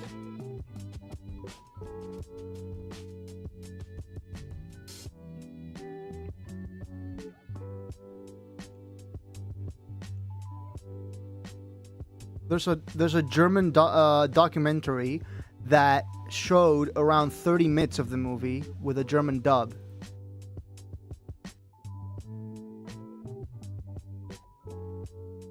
Oh, so now, okay, so this one, Lewis preserved a copy of the tape, which he donated to the Library of Congress of the United States in 2015, prior to his death in 2017. This will not be seen until 2025. So now it's 25?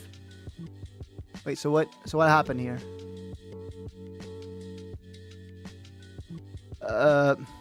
Found? What if I type in found?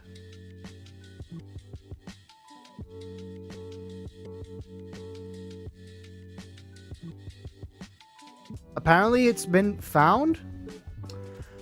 Oh, the pop-ups. Jesus. Controversial. Man. Block scripts. Controversial lost. Jerry Lewis film discovered in Sweden after 53 years. The original is now held by someone who no one knows, and also the copy apparently has pieces cut from it. The full uncut original film is out there lost because of all this hype. If this movie ever screens, it will sell as good as Infinity War. Only a few minutes of it has been found. But a Swedish actor who stole a copy in 1980 plans to release the day the clown cried, saying it must be seen. I'm getting very conflicting reports here. Like, some say the copy is there, some say June 2024. The fandom post says 2025.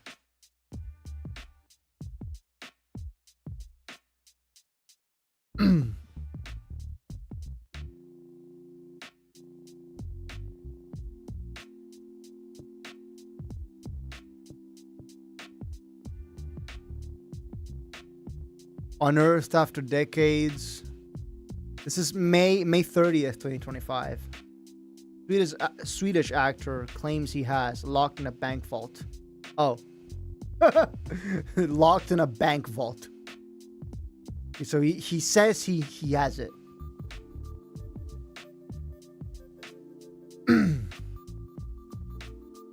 He says he has it.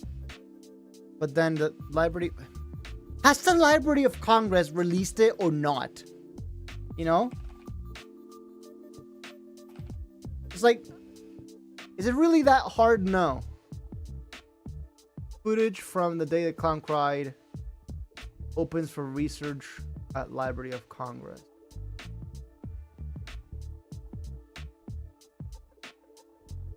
Making material available for research use. Okay, the library holds a portion of preprint material from the film. However, the library does not hold the complete film. Okay. Okay, but this is never mentioned in any of the other pages. I had to go to the actual Library of Congress website to find that out.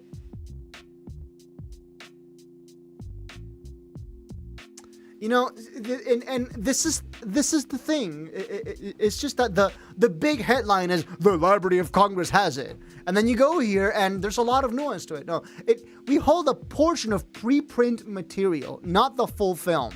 This is never mentioned anywhere, except for the actual Library of Congress website. So, you know, just a little bit more due diligence from the articles that are posting about this to just specify that the Library of Congress doesn't have the full film, you know, because there's a lot of conflicting reports on this, you know. If they did, the full film would still be lost media because those pages write bullshit journalism. AI generated. I'm not positive that was AI generated, but still, just poor writing job, I guess. Yeah. Locked in a bank vault. Enjoy. Enjoy then. And you have to imagine, even if it does come out, what state will the tape be in? Will it still be playable, or will the tape have degraded to a point where it's not Great. I'm surprised you never heard of this. If this movie ever comes out, it'll make history. I mean, if it ever does come out, when... So, had I never learned about this now, I would have learned about that. I would have learned about it when it came out, probably, because it would have been all over the news.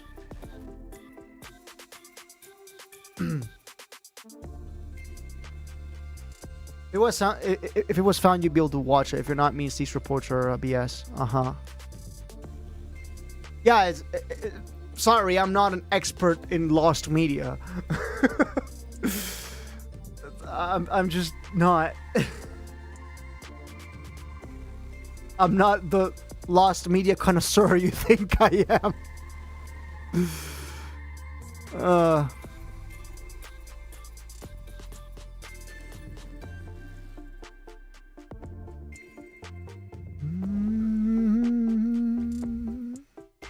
It would most likely be degraded. I mean, I would imagine, but like degraded beyond repair, like beyond a point where it can be seen, you know? The full original Shrek film's audio is also lost media. What do you mean? Film's audio? Like, is the audio cut? Or is there like... Okay, so I take it the final film is one thing, and then there was an original cut. But then the original cut, the video was found somehow, but the audio is not. Okay. Full original Shrek film audio lost media.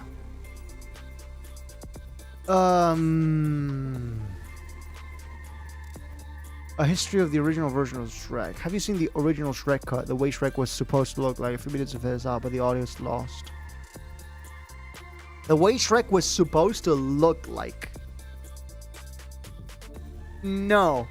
I've only watched the regular film.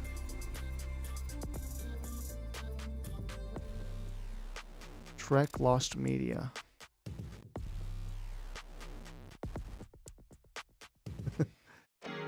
What's this?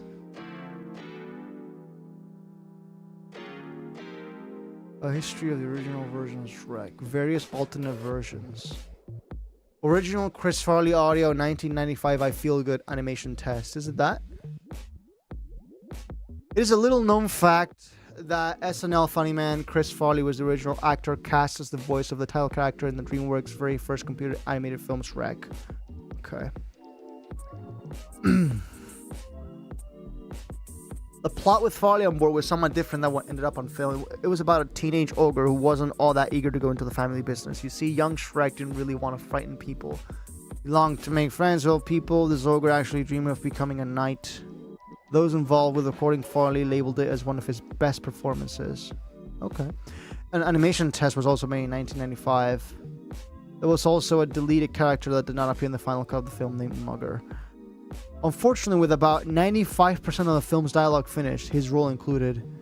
Farley died from a drug overdose in 1997. Still working on the film just a week before his death. Yeah. There were talks of having a vocal impersonator brought in to record the remaining lines, but ultimately fellow SNL cast member Mike Myers was hired and the script was rewritten. 95% of the film's dialogue finished. Okay, so 95% of the film's dialogue finished isn't 95% of the film done. We have to like establish that. So this was probably still very early on in the production process of the movie. But still, recording all of the lines. That's a lot of lines. Becoming the Academy Award winning film we know and love. The studio had not released any of the audio, and nothing had been heard of it by the public until the early morning hours of August 5th, 2015.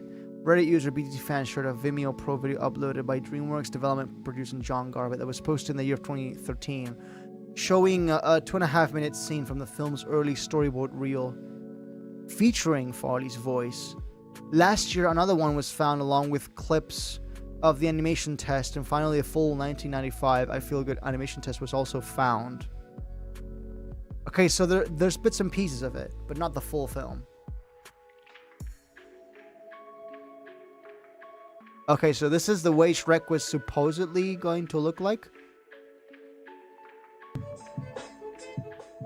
The song is probably copyrighted. Is the I feel good na na na na na na na right? Is that song? That quality, Jesus Christ, dude. I just clicked on the exact same video. What do you mean with health bars? What the fuck? Reconstruction? No, just the. I mean, yeah, okay. This is what Shrek was supposed to look like initially, but I don't know if kids would have put up with this wreck. You know.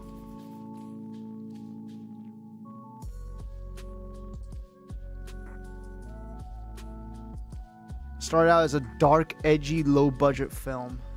Oh boy.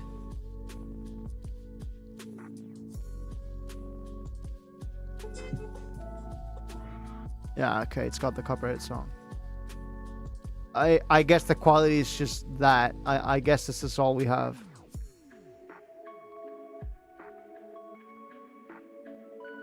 Oh boy.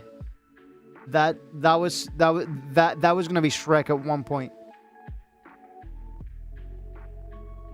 So I guess decidedly not a kids film then. Imagine if Shrek ended up looking like this. It would have probably not.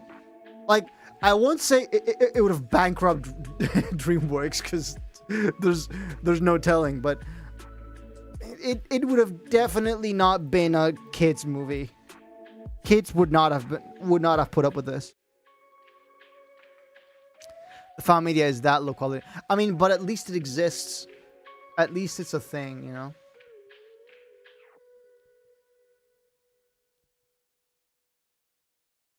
Yeah, it probably wouldn't be PG or even G. I'm not aware of the ESRB, not ESRB, the like PG ratings. Yeah, we have for movies, we have a little thing with cone icons. Let me see if I can find it for them. This is what we have here. These are our indicators for movies on cinemas.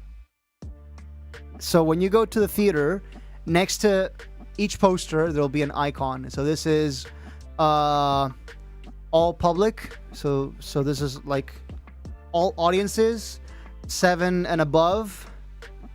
All audiences, especially recommended for children. 7 and above, especially recommended for children.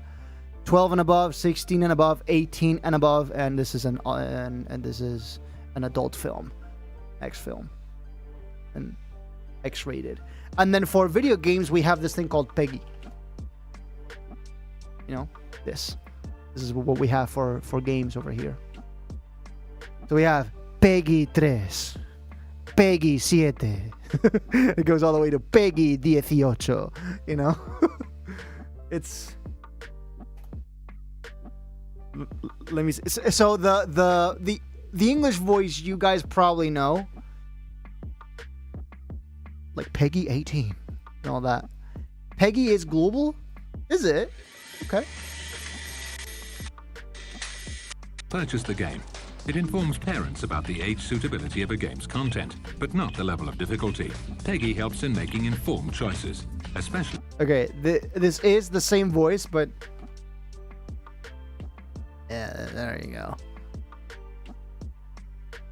PEGI 3. PEGI 3. PEGI 7. PEGI 7. Dude, this reads like one of those like listening exercises from English class all the way back in the day, like school. It would be like this quality. PEGI 12. Just imagine this playing from like your English teacher's radio cassette. And I was like nervously writing down everything. PEGI 16. PEGI 16. And then the last one, PEGI 18. PEGI 18. And then there's the The Spanish voice. Do you guys know about the Spanish voice? Peggy 18. Peggy 3. This is the Spanish one. Peggy 7. Peggy 12. Peggy 16. Peggy 18. Peggy 18. They used to play this before every game ad. Now they don't even do that anymore. They don't even do that anymore. So yeah, it's just now I don't think they show at least like a big banner on TV with like the H rating. They don't show the big Peggy thing and then the game ad, right? They just do it. Well, to name something that's supposed to warn you about NSFW, Peggy. Kindergarten flashbacks. I'm gonna leave. We're about to call it soon as well. Alright, see you around, Mystical. In Iran, we don't have any rating because R-rated movies are illegal anyway. How's the situation over there, by the way? I heard that there's a different leader now. What's it called? Mohammed something Khamenei? But no one has seen him, so he's kind of like, he's the leader now, but he hasn't appeared in public. The US says he's like hurt. And then it's very, very conflicting statements on all sides. I'm not... So I thought it best to like get it right from the source, you know? Doing Modus doing actual journalism. Modus doing more journalism than every Twitter user combined. Situation's not good. I mean, I figured that much. The new leader, Moshtaba, okay, who was his son, is said to be in coma. Oh, okay. And IRGC lying that he's okay, and the bombing continues, and I barely get news about my family. So it's kind of like a stalemate right now. Of the new leader is fine. No, the new leader is in a coma. No, and then while all that like bureaucratic bullshit happens, while all that diplomatic bullshit happens, the reality of the ground is that places are still getting bombed. Just goes to show that the fucking incompetence, dude.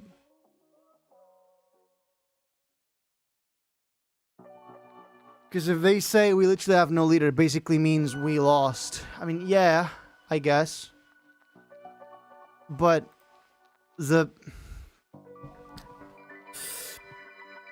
I mean, it's probably not that simple. But there had already been like mass protests, right? So where have those mass protests gone?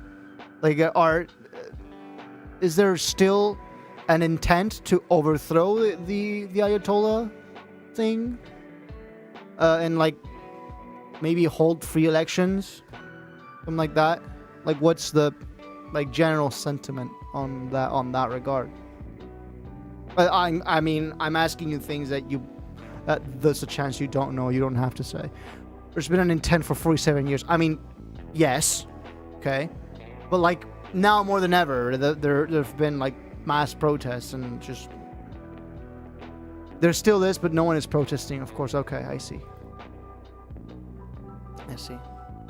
I mean, yeah, because right now with all the bombs happening and all that, it would probably be a little difficult. It's probably not very safe. Go out to the street and, you know, protest. All right, I think I'm gonna call it for tonight, guys. That was a really fun stream. Thank you all. Thank you all to those of you that tuned in and stayed through the whole thing and talked about and like gave me topics of conversation. We will see each other again in less than 24 hours because we're doing another feedback hour. So yeah, if Took Machine is streaming tomorrow, you guys are gonna have a fucking feedback marathon tomorrow. Because it's gonna be me, and then right after me, you're gonna be able to go right to Toki and like retest your song against the. You're gonna be able to test your song again, you know. And who knows? I might even be sending in something of my own. Who knows? God damn it! Something just got inside my eye. It's the chill. The chill was too much today.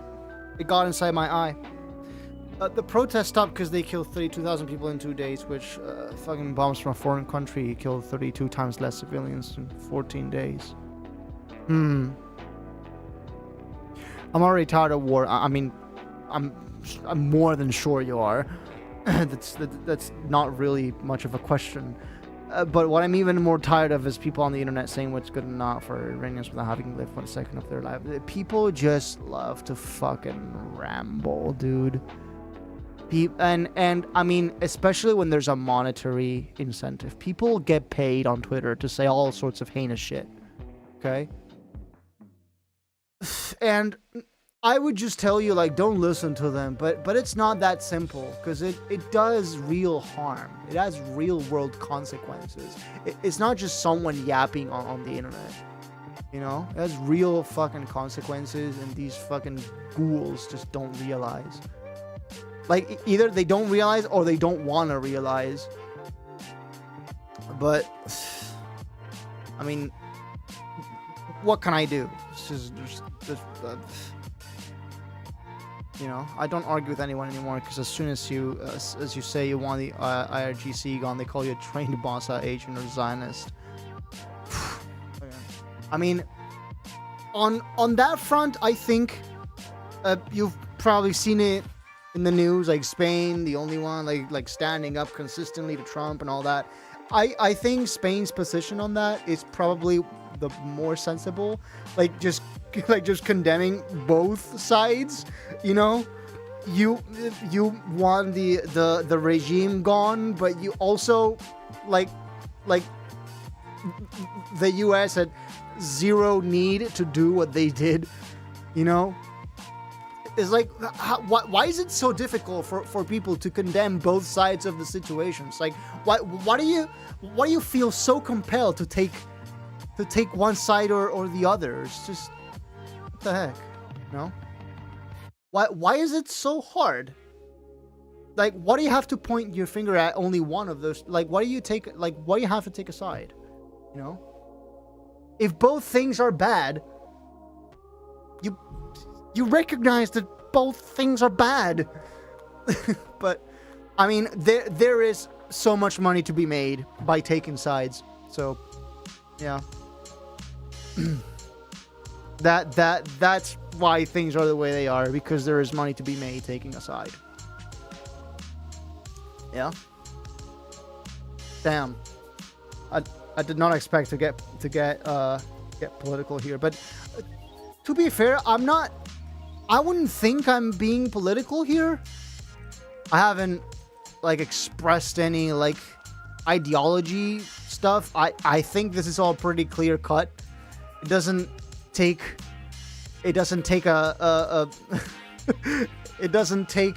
a big galaxy brain to realize that what is happening is wrong on both sides of the equation. You know, it doesn't take galaxy mind for that. For Iranians, it was unfortunate choice between bad and worse, and the bad option was someone else, currently RGC. No one says war is good, but imagine how bad living conditions in the country must be that its people dance in the streets when they get bombed. I mean, yeah, sure. I still think what the US did is completely uncalled for. And there were mass protests in Iran anyway. They would have probably won. They would have probably toppled the regime on their own.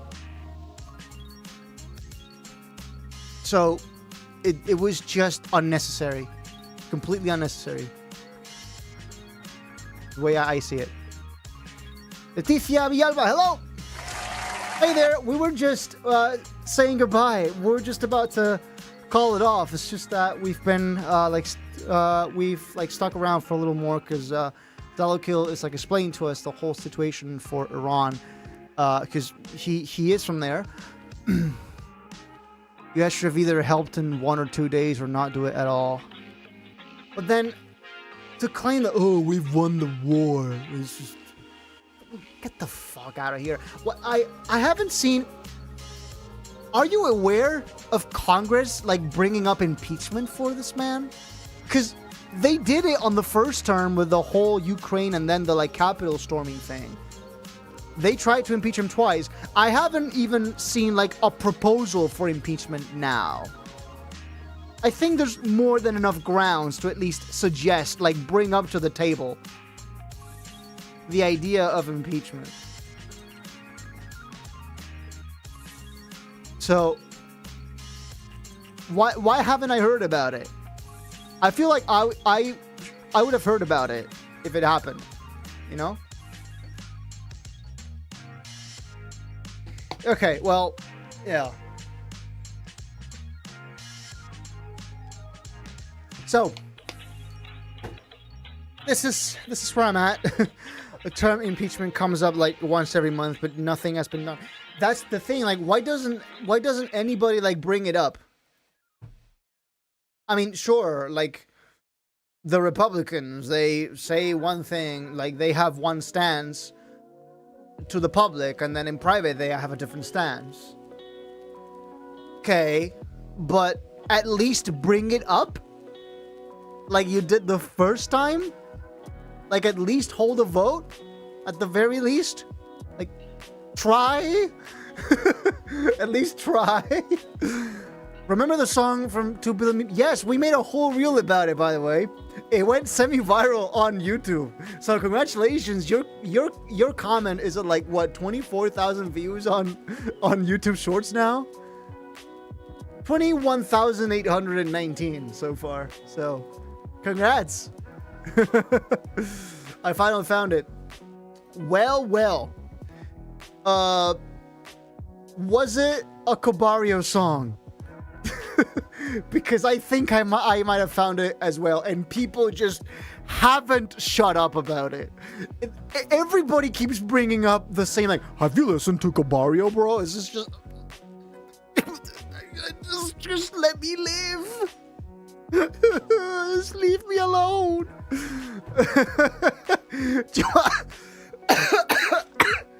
You want to listen to it? Not now. So, thanks. I think I'm good. I think I'm just gonna go get me some sleep now. If you listen to Cabario, bro. Am I supposed to pronounce it differently? It is named Overflow. Okay, in that case, it's not the same song. But is it from Cabario? It just... brother. Oh, brother. 2 billion BPM. Here. I am beatboxing 2 billion BPM right now.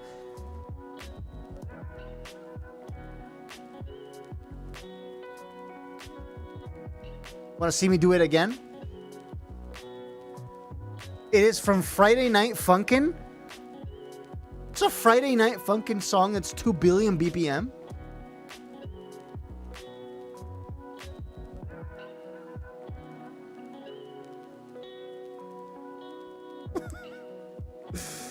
Friday Night Funkin' Disney Club OST.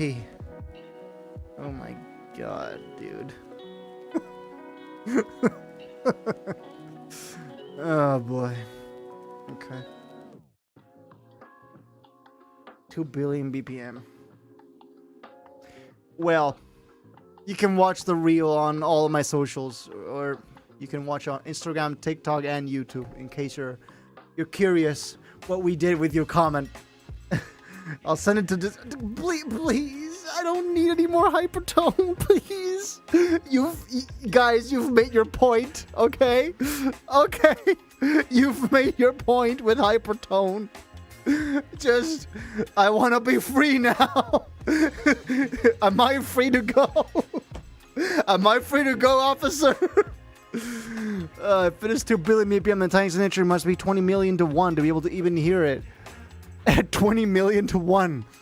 That sounds like the like scale ratio of like the universe. So I guess that puts it into perspective. I think I'm going to leave now. Guys, see you all on Feedback Hour tomorrow. So, you know, Saturday, which if you live in Spain or anywhere to the right of that in the world map, then it's already Saturday for you. If you're still in the UK or anywhere like more to the left, that includes the US, it is probably still Friday for you. So, or most people in just in less than 24 hours, okay? In exactly 18 hours and 45 minutes, okay? So that's Saturday, March 14th, 2026 at 7 p.m. Central European Time. We'll be doing feedback. And we'll be fucking roasting your songs, destroying them with facts and logic, bro. Yeah. 60 minutes in a Saturday. Yep. See you all hearing 7-minute, 2 billion hertz songs. 2 petahertz. Junugle Fear. Yes, Junugle Fear. Emolga Step 1, by the way. Emolga Step 1. Yes, you're right. The next my next release will be Emolga Step. It's true. All right, guys. I hope you've enjoyed tonight's stream. I've been Paul, aka MODUS. Have a great rest of your Friday night. As always, until next time.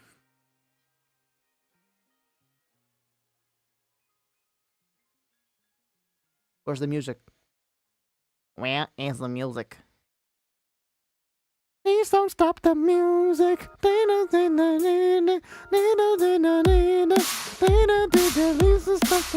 stop the music. Oh, there it is. There's the music.